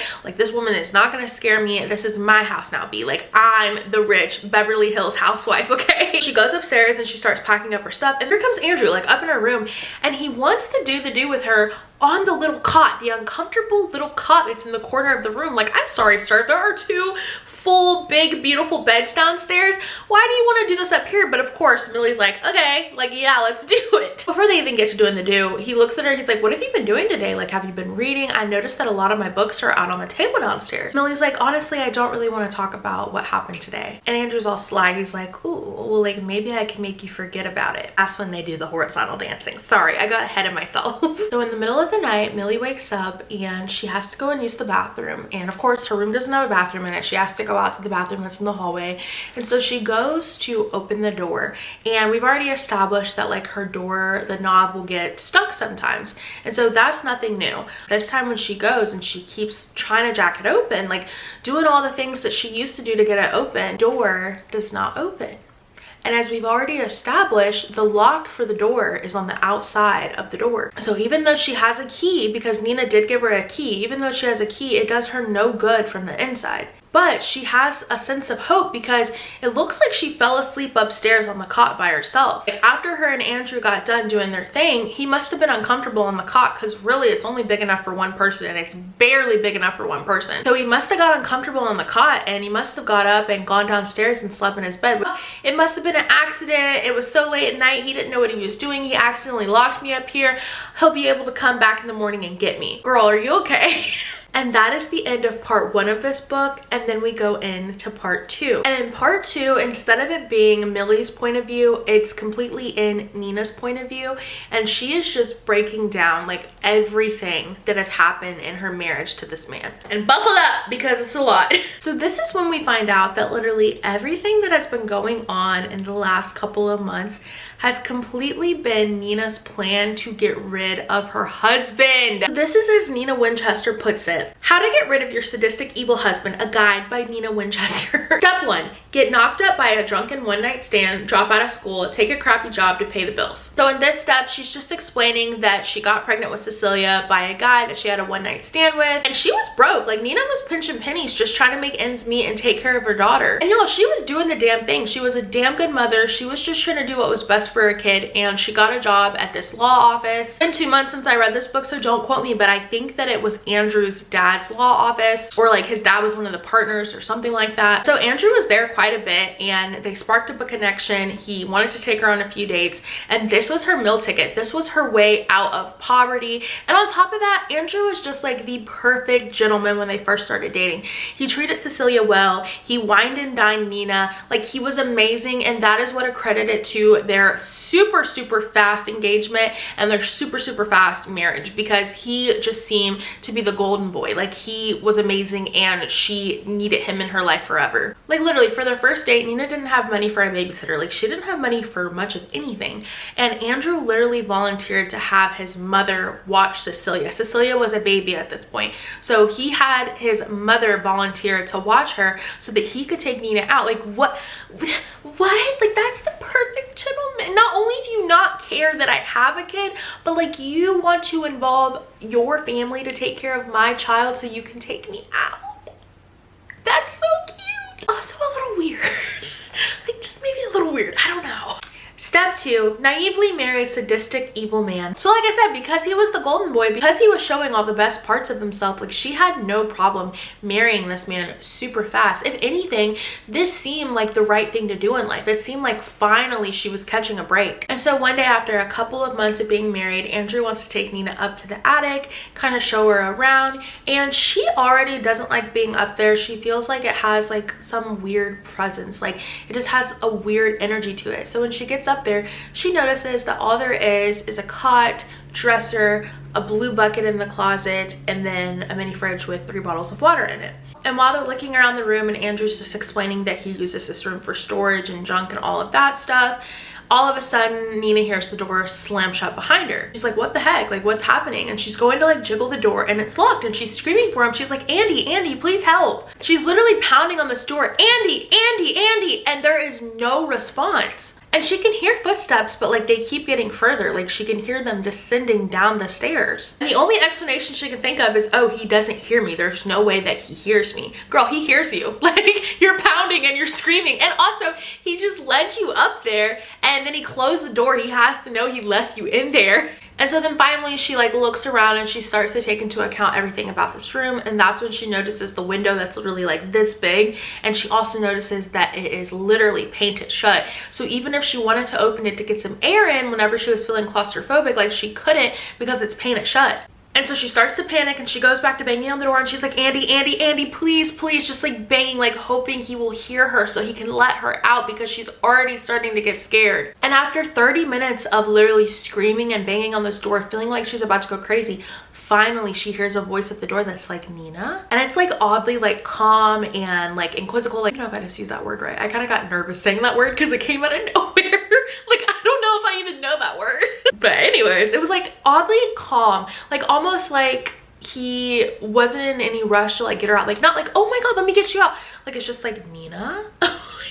And Nina's like, oh my gosh, Andy, thank God, please let me out. I think you locked me in here on accident. It's like, didn't you hear me screaming? And then there's like this eerily long pause on the other side of the door. And he's just like, yeah, I did. And she's like, well, can you please open the door? No, not yet. What? I don't understand. Why can't you let me out? Did you lose the key? No. So let me out. I said, not yet. And she kind of flinches because like she's never heard him speak to her this way, like ever. Like, he has been the golden boy, like amazing, like perfect trophy husband. This is not how Andrew talks to Nina. And she's just like, Andrew, you need to let me out. Like, keep in mind at this point, Cecilia is a baby. She's downstairs, she's taking a nap, and Nina needs to get out. She needs to take care of her baby, but more importantly, she's not some freaking prisoner that you can just keep locked up in a room. Like, this man is sick. Don't tell me what to do in my own house. You have to learn a lesson before you can be let out. Andy, please let me out of here.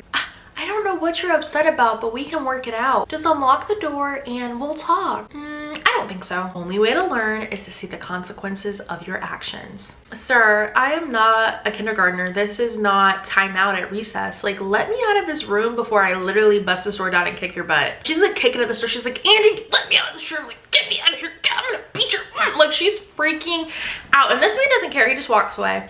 He just walks away. He literally doesn't care. Step 3, discover your husband is pure evil. So at this point, 3 hours have gone by and it's midnight, and Nina is just longing to see her daughter. She wants to make sure her daughter's okay. She needs to know. She needs to make sure that this crazy man hasn't hurt her child. And so finally Andrew comes back, and again he's like, Nina? And she's like, Andrew, because this whole time she has been screaming and pounding like she needs to see her baby. So her voice is hoarse, her throat is hurting. And Andrew's like, you lost your voice. Like, yeah, I've been screaming for hours. Of course I lost my voice. He just says, you shouldn't bother screaming. Everything is soundproof below the attic, so nobody will hear you. I could be having a dinner party downstairs and nobody would hear you. Please let me out. At this point, like, Nina was literally willing to do whatever it took to get out of this room. She would agree to whatever he wants, but obviously as soon as that door opens, she is out of there. She wants out of this marriage. This man is insane.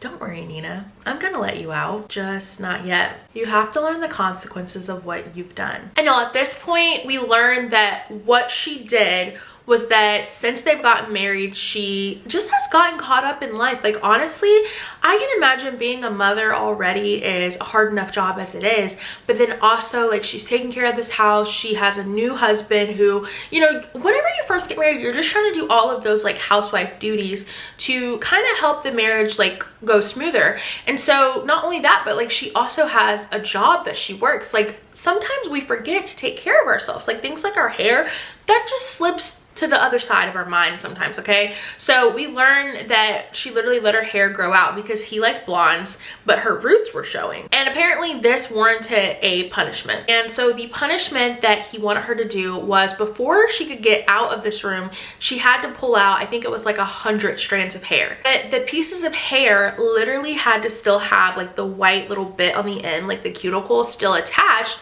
And if the hairs didn't, then they didn't count. And by this point, Nina has literally drank all of the water that was in the mini fridge. So not only is she hungry, because it's at this point been like a day, not only is she hungry, but like she's also thirsty. And she knows that if she ever wants to get out of this room, if she ever wants to go and see her baby, if she ever wants to get out of this house and out of this marriage, she has to do what he tells her to do. So she pulls out the hair. And by 7 o'clock the next day, she has accomplished her task, and he comes back, he gets the hair, and guess what?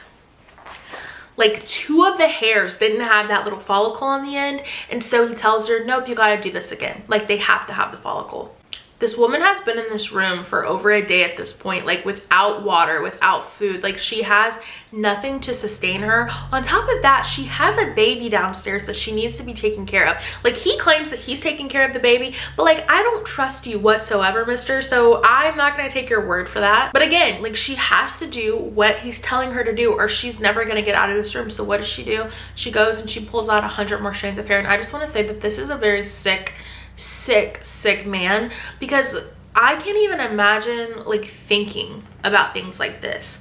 Like, I digress. This is a sick man. She does it a second time. She pulls out the hair. All of them are fine. And he finally lets her out of the room. But by this point, she is weak. She is feeble. Like she hasn't had food. She hasn't had anything to drink. She hasn't seen her baby in over a day. And when he lets her out of this room, he gives her like a bagel and a cup of water. Like screw your bagel, screw your cup of water, and screw you. But she's too weak to do anything. She really can't fight back because literally she's been locked in this room without any resources. And honestly, as I was reading this, I was wondering if in those 3 bottles of water, if he put something, because like she was just like really weak, like really weak, to the point where like she was hallucinating and stuff. So when she goes downstairs, he can tell that like she's like weak and she needs to lay down. He's like, you know what, you just lay down, I'll take care of Cecilia. And she's like whispering like, I hate you. And he's like, just lay down. That's all you need. I've got the baby. Step 4, make the world believe that you're crazy. So when she wakes up from this nap after she was just so exhausted, she can hear water running in the bathroom. And she's just like perplexed because like Andrew's supposed to be at work.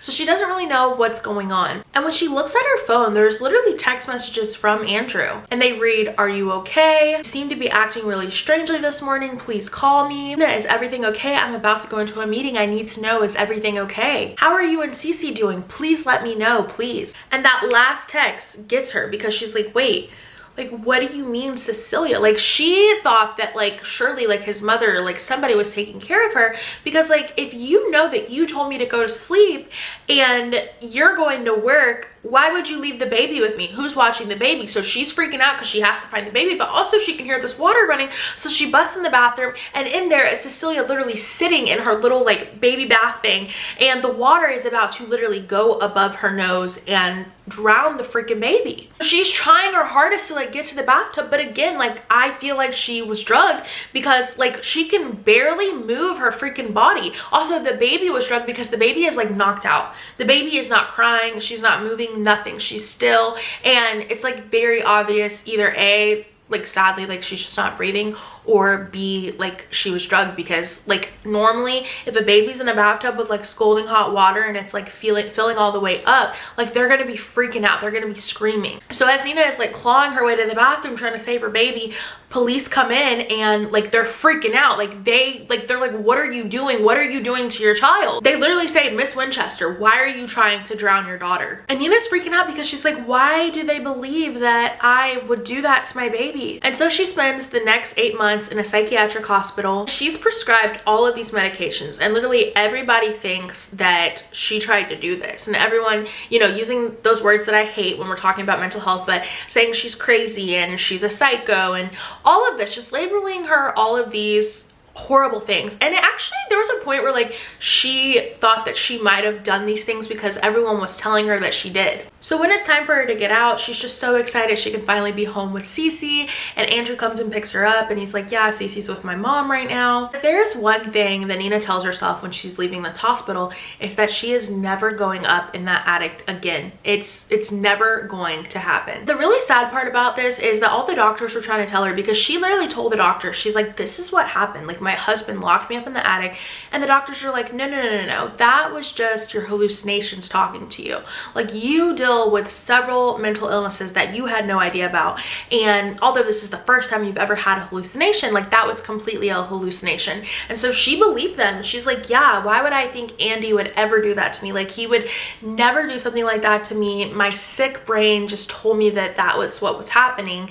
And so that's why she went back to Andrew. And my heart broke at this point, because I'm just like, girl, I know for a fact that was not a freaking hallucination, and I hate that she went back, because this man is crazy. And so she goes to this appointment with her therapist, and her therapist is like, girl, I think it would actually help if you went up to the attic and you kind of like address those demons. I think that it would really help your recovery process. And so it takes Nina a while. She really ponders it for a few days, and then she's like, you know what, tonight after we put Cecilia to bed, let's go upstairs and let's do it. Because Andrew also kept like mentioning it to her. He's like, I think you should do it, I think you should do it. And so she's like, you know what, tonight's the night, we're gonna go and we're gonna do it. We're gonna go up to the attic, I'm gonna confront my demons, and I am going to heal from this. But we're on to step 5. Find out you're not crazy after all. But as they're doing this whole thing where like they're reintroducing the attic to her, Andrew's being super supportive. He's like, we'll go slow, I'll go at your pace, like I just want you to get better. And as they get upstairs and she's walking around and she's trying to confront these demons, she hears the door close behind her. Andrew has locked her into this room once again, and that is when it clicks to her that she did not hallucinate this. This is really happening again. Also, I want to mention that this room, like if you think it's like some cozy little like 8x8 room that like, yeah, it's small, but it's kind of like the nook in Harry Potter where it's still kind of cozy, that's not at all what it's like. Like genuinely, it's like a prison cell. Like the light bulb that hangs from above is like super bright, but because the window has also been painted shut, if you turn the light off, you're in complete darkness, except for like maybe a little slither of light coming out of the window. But if you leave the light on, it is so bright that it's blinding. So it's literally like a freaking torture chamber. And even the cot is like lumpy and not comfortable. Like there's nothing pleasant about this room. It's not like Harry Potter's room at all. Not to say his room was pleasant, but his was like quaint, kind of like in a charming way. I don't know. It kind of gave me more feel good than this room did. And so Nina puts her ear to the door and she's like, Andy? And he's just like, I'm out here. Where did you go? Andy, can you hear me? And he tells her, turn off the light. And she does what he says. She turns off the light and he says, your eyes will adjust in just a bit, but it won't help much. I boarded up the windows. I also put in that new light. If you cut that light off, it'll be pitch black. And if you turn it on, well, those ultra bright lights, pretty intense, huh? I literally want to wring this man's neck. I am not a violent person by any means, but this is one man that I just want to slap around. God forgive me, but like literally this is not a good person. And this time he has locked her in this freaking room because she wastes electricity. Like she uses too much electricity. So the super light bulb, this is her freaking punishment. It's like, Nina, light is a privilege. He's like, my mother has noticed before that you fail to cut lights off. Did you know in other countries there's people who don't even have electricity? Didn't know you were a humanitarian, Andrew. Thank you so much. And it's literally just starting to click into place. Like, okay, Nina's just like, this is really happening. And this is when we come to learn that the reason why the police didn't buy our whole story of like my husband locked me up in the attic and this and this is because before the police could get there, Andrew literally went upstairs because he didn't go to work, y'all. He was home the whole time, like monitoring everything. He literally went upstairs to the attic and he made sure that it literally looked nothing more than a freaking storage closet. So he put all the crap that was up there back up there. It didn't look like this room with a cot and a dresser and a bucket. Like it was literally just a room full of junk. Of course they believed him and they told her she was a psycho. So Andrew comes back a few hours later and this time, y'all, he doesn't have her do anything. The only thing she has to do is promise to follow these 3 ground rules and everything will be wonderful. Wonderful. Tells her, first of all, you stop talking to people about this room. You don't say a word of anything that goes on in this room. Nothing, not a word, not to your doctor, not the police, not your friends, no one. The second one was like, she has to agree with being okay to come up to the room whenever she needs to be disciplined. And of course she's like, there's no way in hell.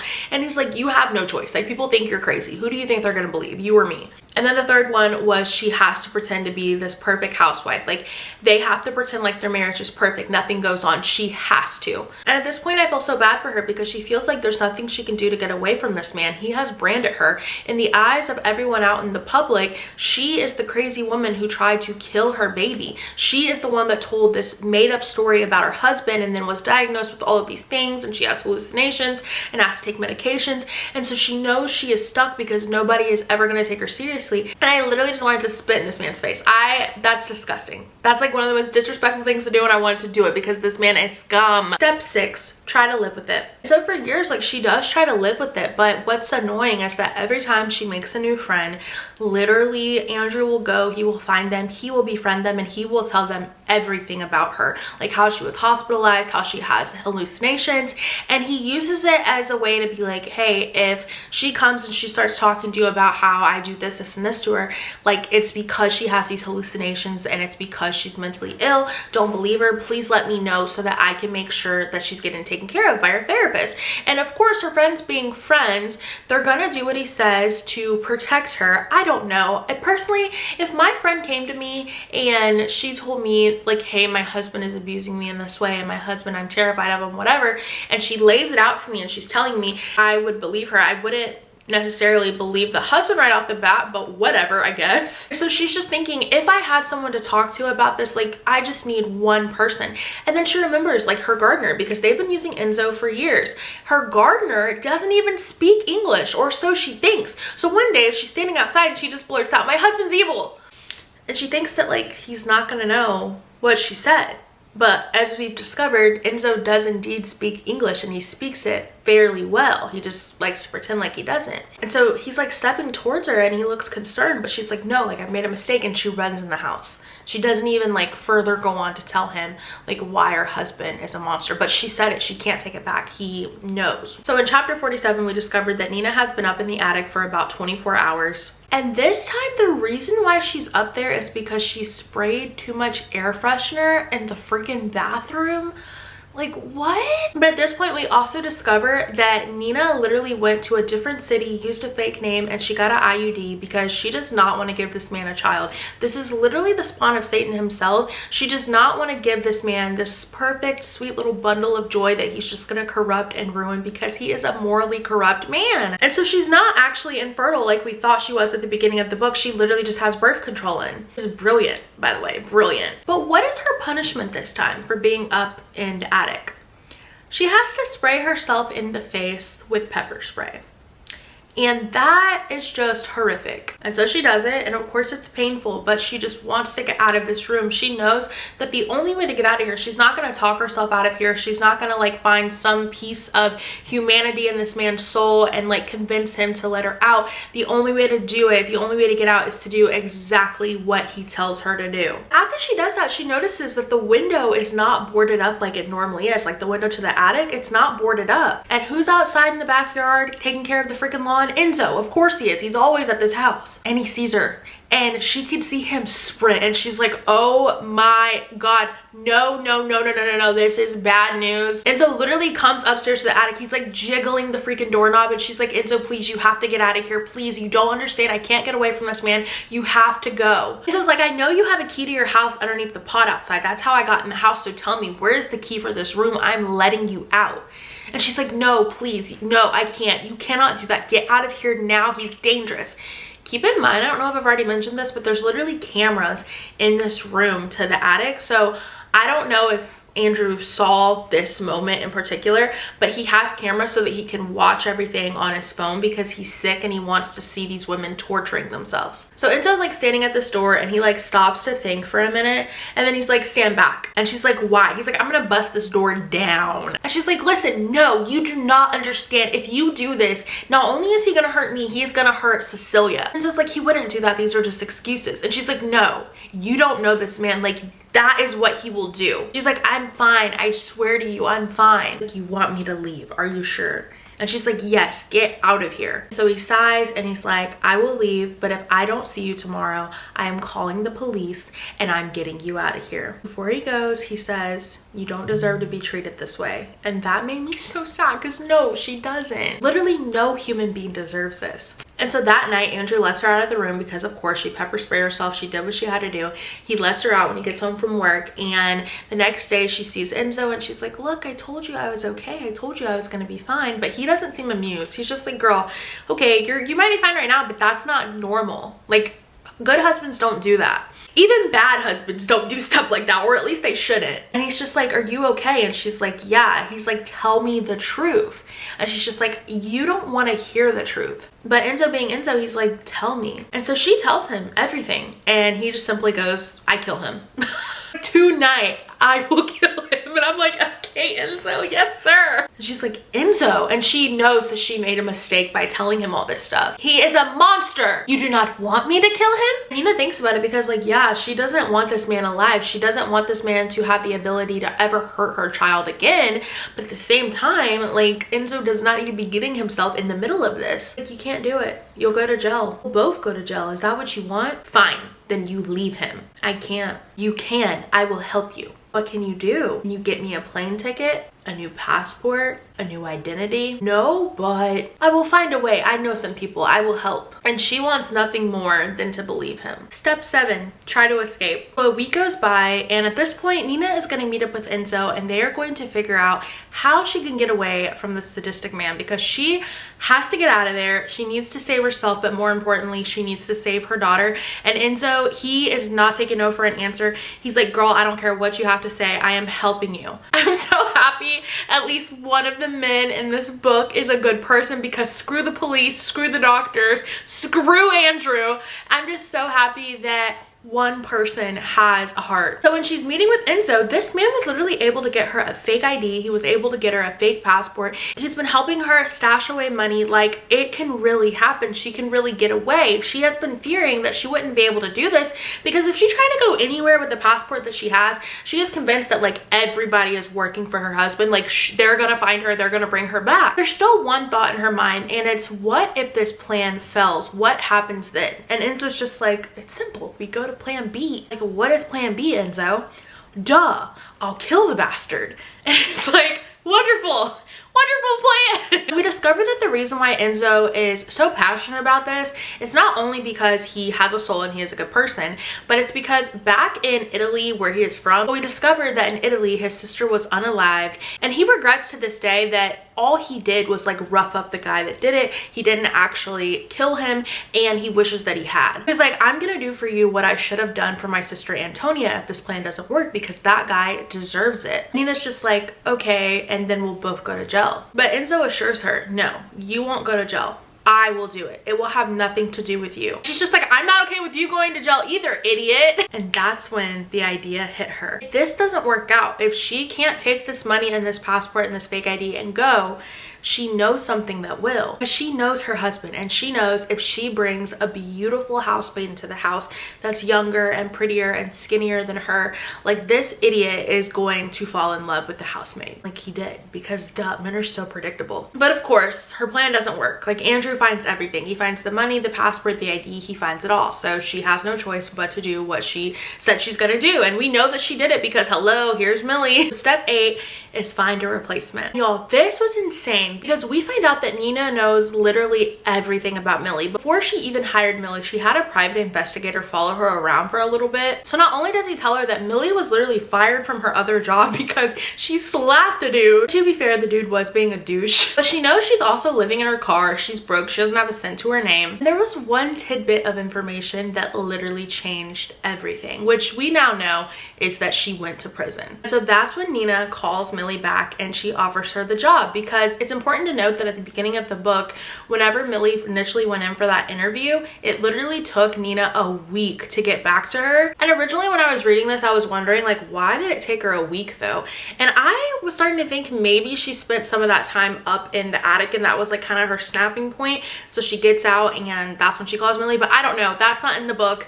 That was something I made up on my own to like make that part of it make sense to me. But I think it was also maybe just because like she was having the private investigator follow her. I don't know. I don't know why it took her a week. I don't think it actually matters, but she plans this out so beautifully. She picks this beautiful woman, because apparently Millie is a bombshell. She picks this beautiful woman that she knows her husband is gonna form a connection with. She starts acting so erratic because she has to make sure that Millie hates her enough to want to sleep with her husband. Because the thing is, if she's always nice to Millie and she's always showing her affection and being kind, then Millie might start to see her as a friend and be like, okay, I'm not gonna do that to Nina because I love her, I respect her, I don't want to sleep with her husband. She also has to make sure they have the opportunity. So that's why she gave Millie the wrong date, because she just knew that if she gave her the wrong date to book those tickets for the Broadway show, she just knew Andrew wasn't going to be able to resist when she went to take Cecilia to camp. And she knew that he was going to want to take this beautiful woman out. Like, she just knew it. And of course, the plan works beautifully. Like, everything that she knew would happen happens. And whenever he's kicking her out, she wants to make as big of a scene as possible, because if not, it's gonna look suspicious. So of course she's begging him and she's like, Andrew, don't do this, don't do this. But really in her mind, she's thinking, oh my goodness, I am finally free.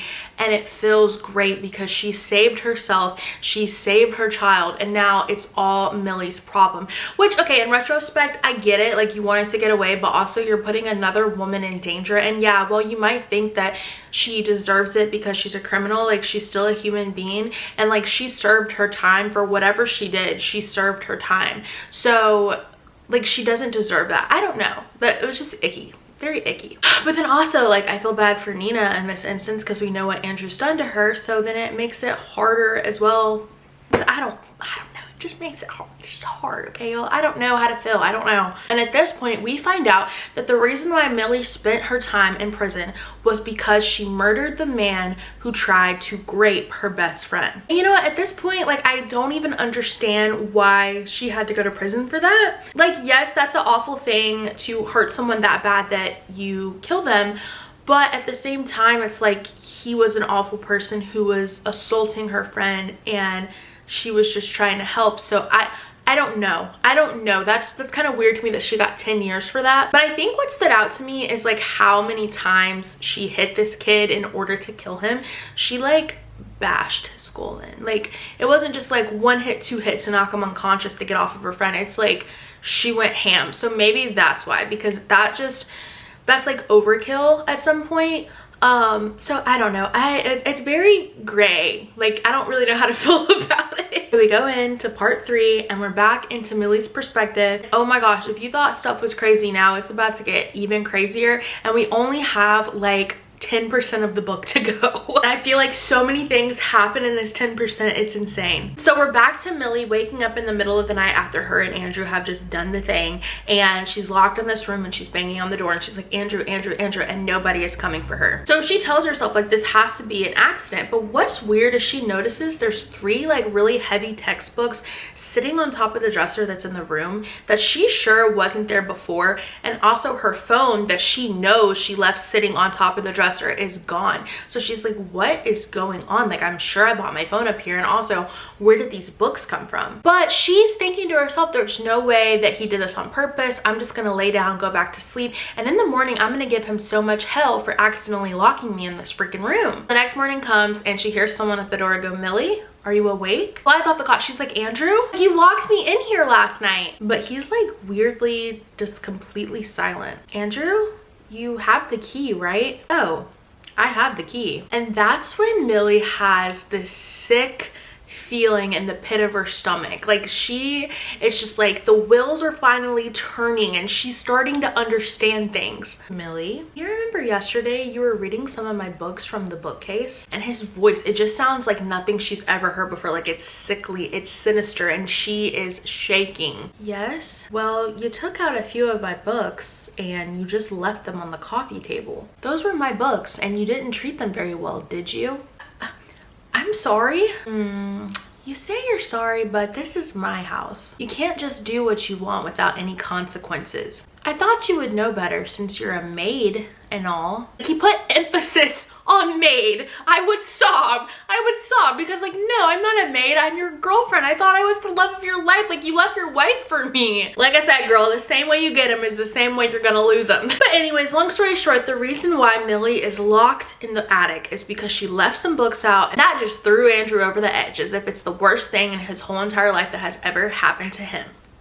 Like, okay. So her punishment is going to be that she has to take these 3 textbooks that are sitting on top of the dresser, and she has to lay on the floor with these books on her lower stomach for 3 hours. She can't move them. They have to stay there the entire 3 hours. And remember, he has a camera in this room, so he will know if she takes them off. Y'all, these aren't just any books. Like, we're not just putting like this tiny little book on top of us, like 3 of this book. No, there's like a freaking textbook that's like this freaking thick, all about the American prison systems. There's a telephone book. Like, this man is crazy. At first, Millie thinks he's joking, and she's like, you're kidding, right? I'm not gonna do that. And he's like, well, that's unfortunate, because if you don't, you're not getting out of here. And so Millie lays down on the ground and she puts 1 book on top of her stomach, and she's like, okay, look, have the book on, can you let me out now? And he's like, you don't have the books on top of you. And she's like, yeah, I do. Don't lie.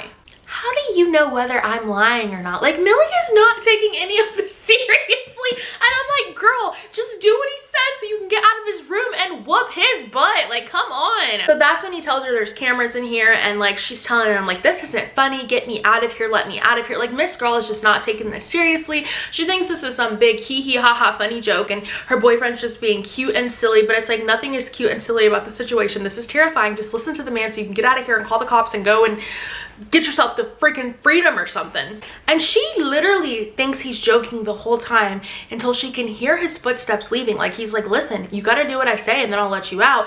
And she thinks it's like a funny haha, and then he walks away, and that's when it sinks in. This is not a joke. This man is crazy and I need to do what he says. So Millie ends up drinking the 3 bottles of water, and then she's like, okay, I have to do this or this man is not gonna let me out.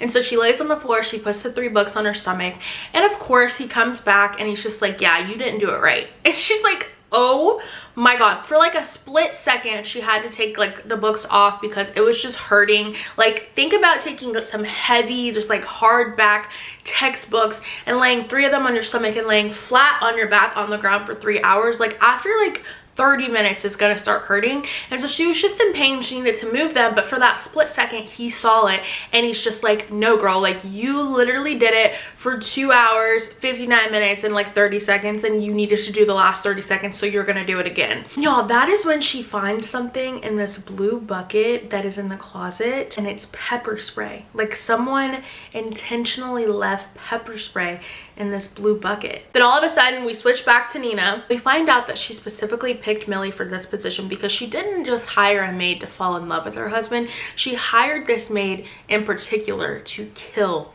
her husband. And she's the one that left the pepper spray in the bucket because she's like, if there's anyone that can get this job done the way it needs to be done, it is this lady who has already killed someone, and she can take the blame, and this can be on her, and me and my daughter can have a life of freedom. And now we're back to Millie, and y'all, she did her thing. She laid on the floor, she put the books on top of her, and she did it for the 3 hours, and Andrew has finally come to let her out.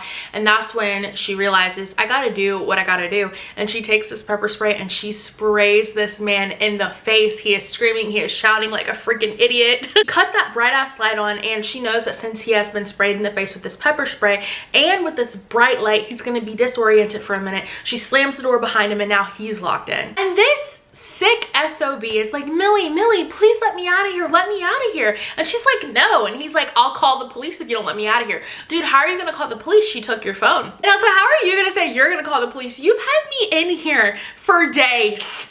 You've had me in here for days, and you want to say you're gonna call the police on me? And that's when Millie freaking flips the script, and she's like, I'll let you out, just not yet. So Millie has some terms and conditions. She wants Andrew to do the exact same thing that he had her do. He has to lay on this floor and put these books on his private parts and lay there. And she's just like, I'll stay that way for 3 hours. And at this point, she has all the control because, again, he's locked in. He has to do what she says or he's not getting out. And honestly, it's like, okay, you deserve this, dude. Like, you deserve this plus some more for the torture you've put these women through. So as the 3 hours are ticking by, Millie's just sitting on the couch and she's thinking about Nina. And she's realizing that Nina has to be the one that left the pepper spray for her. And she's wondering, I wonder how many times she's been up there and the things that she went through. Like, all along, I thought she was the crazy one, but really it's him. And then once the 3 hours is up, she goes back upstairs and he's like, Millie. He's like, the 3 hours is up, and she's like, oh, 3? I said 5. And so he has to do it again, which I love. I love that for him. And so then we switch back to Nina's perspective, and she's at Cecilia's camp. She's picking her up because she's gonna take her to Disney World and they're finally gonna start their life together, and it's gonna be great and amazing. And I was so happy for them. At the same time, I couldn't help to stop and think about what Millie was going through back at the house.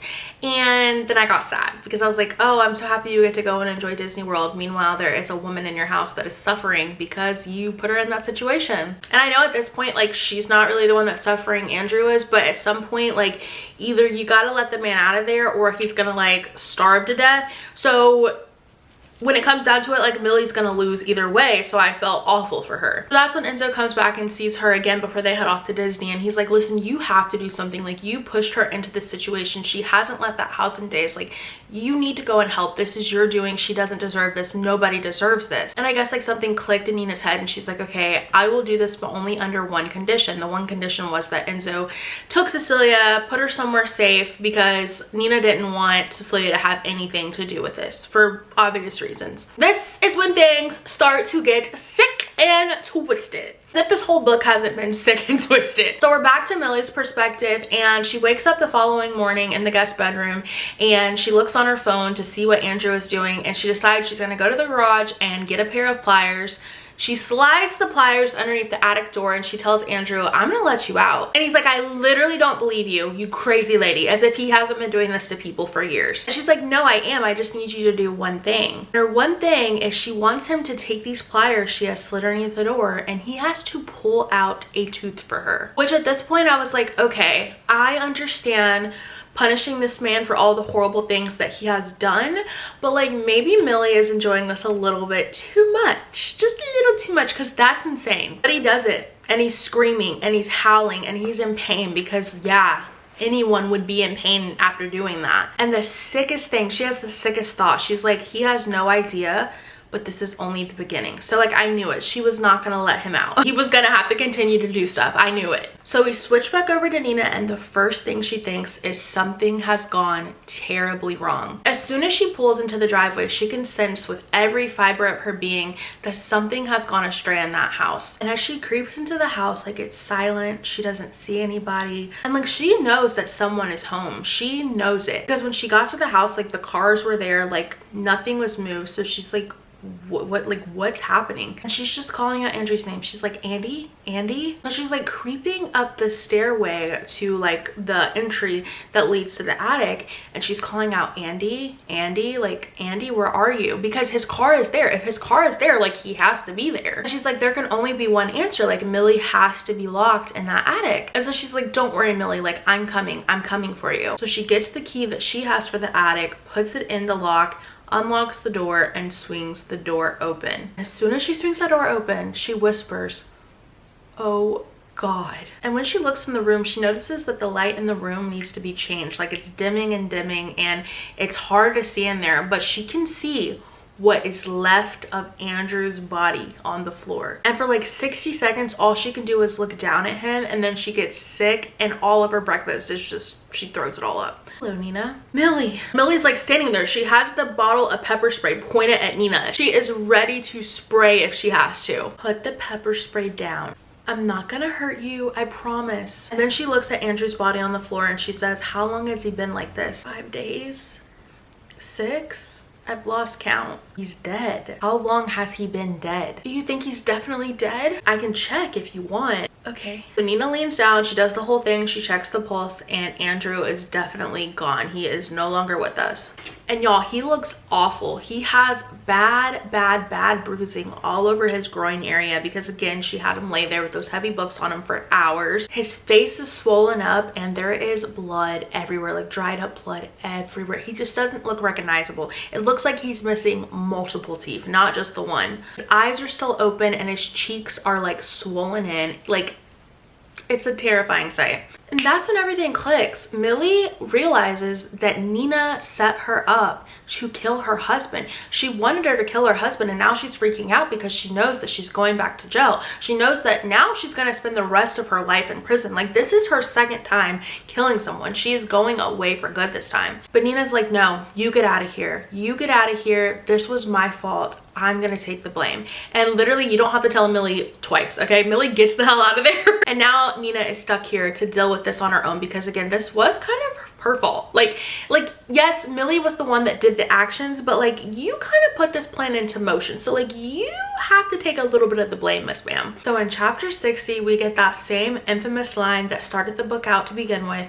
If I leave this house, it'll be in handcuffs or something like that. So at this point, Millie has fled the scene. She is gone. Like, she wants nothing to do with this. And the police are at the house. Like, Nina did call the police. They're at the house and they are investigating. They have found the body. They're trying to figure out what has gone on here. And at this point in the book, I had like a really big lump in my stomach because I just felt so sad for Nina. I was sure she was going to jail and she was going to spend the rest of her life in prison because this was a horrific way to kill someone. And I just felt so bad because it's like she has suffered for the last like 8 years with this man.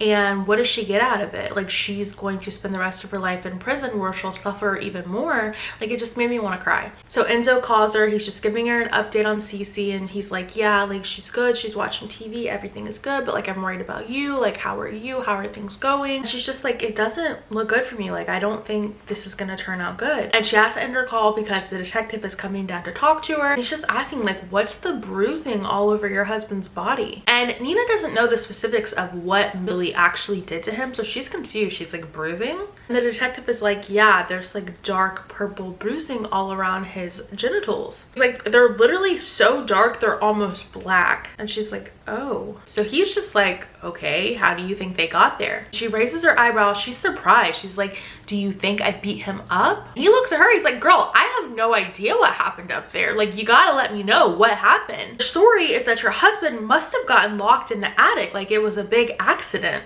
Is that right? Like, is that what happened? I thought he was on a business trip. He usually takes a taxi to the airport. And there's no text messages or calls between the two of you while he's on this business trip. That doesn't concern you. And also, talking to his parents, we discovered that he asked you to move out last week. This wasn't a question. This was a statement. They knew. Yeah, that's right. That's why we didn't talk. And what about Wilhelmina Calloway? Because, oops, y'all can tell this is my first book video. I forgot to mention that is her full name. She was working for you, wasn't she? No, I gave her the week off. My daughter was off at camp, so I thought we didn't need her this week. I literally haven't seen her all week. So you're telling me a grown man managed to get himself locked up in a room without his phone, even though the door only locks from the outside? Oh, and while he was in there, he randomly decided to start pulling out his teeth? Miss Winchester, do you really believe your husband is that sort of man to do something like that? And at this point, Nina's like trembling because like she just knows that this police is not buying her story whatsoever. And she knows that she's about to go to jail and her daughter is not going to have a mother. Maybe you didn't know him. Actually, that isn't entirely true. Excuse me? Nina is confused. She's like, what does this detective mean? He knows my husband is this another one of these men that he knows that he's convinced that I'm crazy? Like, I'm definitely going to jail now. I never knew him personally, but my daughter did. Mic dropped. Another thing that I forgot to mention is that when the perspective switched over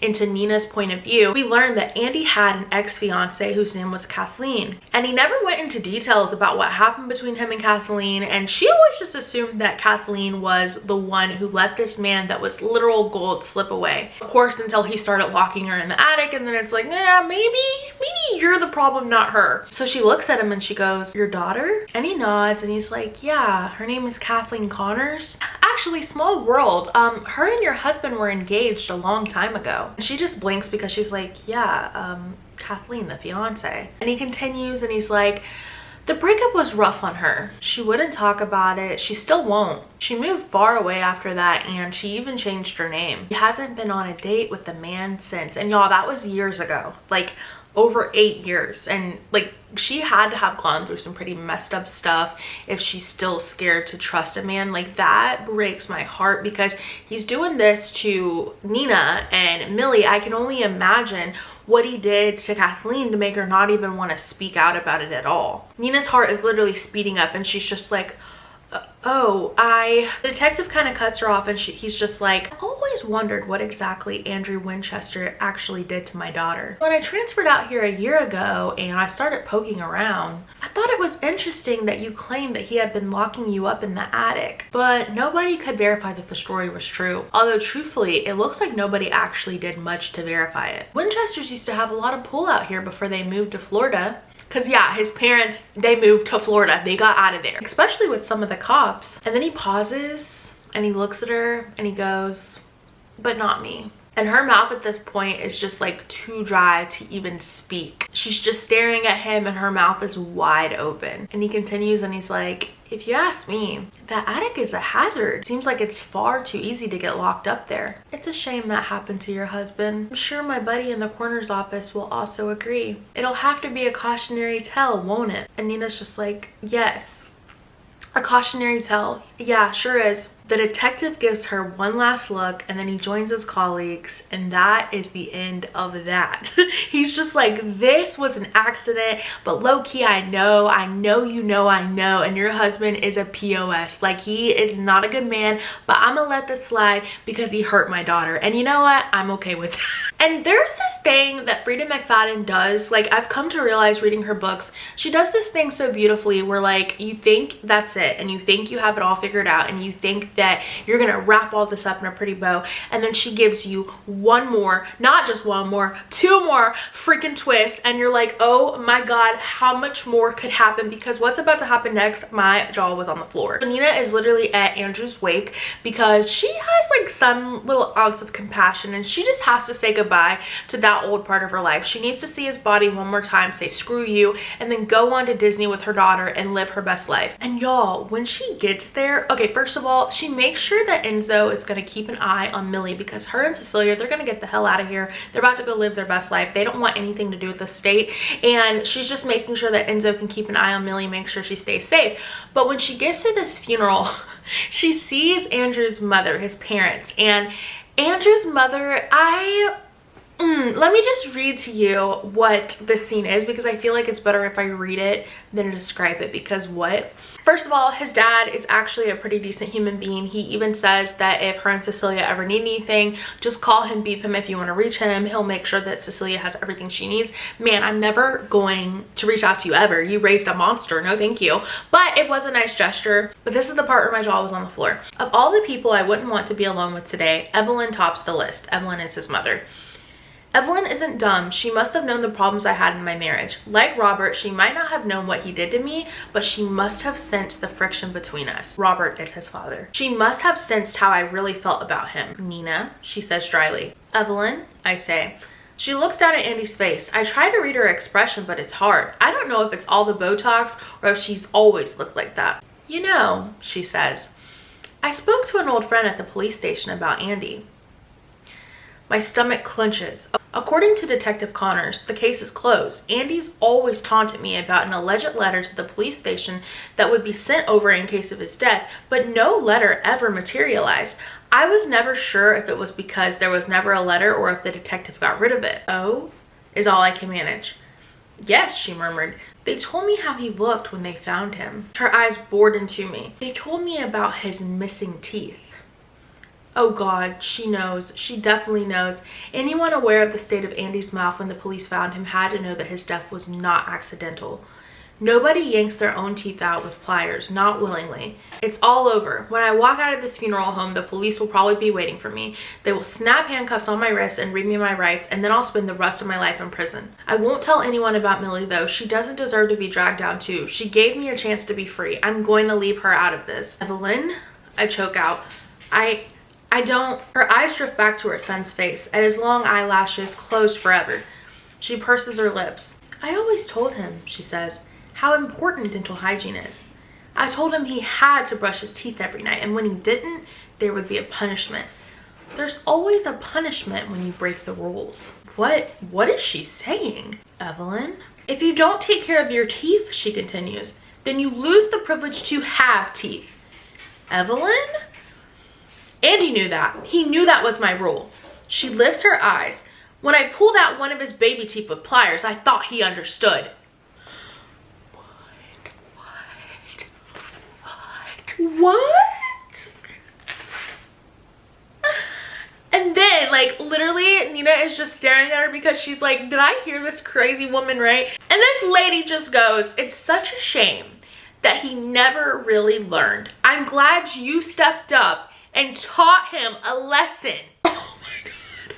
My jaw is hanging open as Evelyn makes one last adjustment to her son's white shirt collar. Then she walks out of the funeral home, leaving me behind.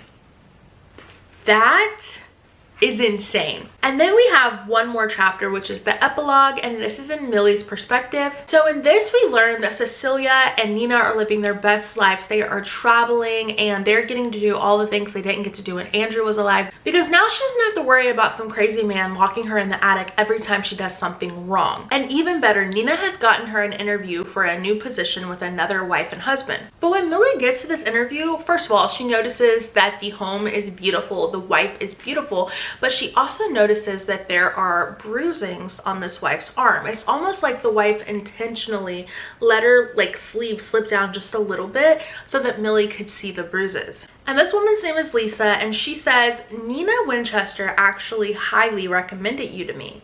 And Millie actually couldn't believe this because she hadn't really heard anything from Nina. The only thing she had gotten was like a quick text message with a picture of her and Cecilia laying out on the beach, and she just says thank you for this, because Nina literally took Cecilia and they moved to California, and like I said, they're living the best life that they can. I'm so happy for them. So Millie just says, I'm so happy to hear that. Nina was wonderful to work for. Yeah, wonderful. Okay. And Lisa just nods and she's like, yeah, I agree. She is wonderful. And when she sees the bruising on this woman's arm, and she can also see that she's really playing with a block of knives, and then she goes, so, can you help me, Millie? And Millie instantly knows what she means. She knows where those bruises came from. She knows what this woman is asking her, and she's in. Of course she's in. Of course she is, because of course she is. And all she says is, yes, I believe I can. And that is The Housemaid by Frieda McFadden. That is the end of book 1. And oh my goodness, I rated this book 4 stars. I loved it so much. It was a quick read for me. I read this in a day. I went into this book really annoyed with Millie's character. I really couldn't stand her. And then I started to respect her, and then I felt bad for her. And then ending it off, I wasn't sure how I felt about her, only because I feel like you've kind of gotten away with murder twice. Like, I guess the first time she didn't really get away with it, but like you just had to serve 10 years in prison, and then you had a second chance at life, and then you did it again, and like you didn't get found out. They didn't know it was you. They thought it was Nina, and whatever, he covered it up for her, whatever. So then like that last sentence, I just hated it a little bit, because it's like, girl, you've gotten off twice. Like, stop doing this. You don't have to keep doing this. I understand wanting to help people, but like, please, you don't gotta keep doing this. But I guess she gotta keep doing it. But all in all, I really love this book. I love that it left it on that cliffhanger, because it perfectly segues into the next book, which by the way can be read as a standalone. Like, you don't have to read this in order, but it would make more sense if you do read them in order. So although the title of this video is I read The Housemaid so that you don't have to, I think that you should, because it was just a fun read. Like, no, obviously it's not like some literary masterpiece, but I really enjoyed it. Keep an eye out, because in like a week or so I will post the second book, and then when the third book comes out in June, I would love to do a recap of that one as well. Also, I apologize if this wasn't the best like booktube video you've ever seen. This is my first try at doing one of these, and I was a little bit nervous, so they will get better as they go on. But thank you guys so much for tuning in, and I will see you guys on the next one. Bye!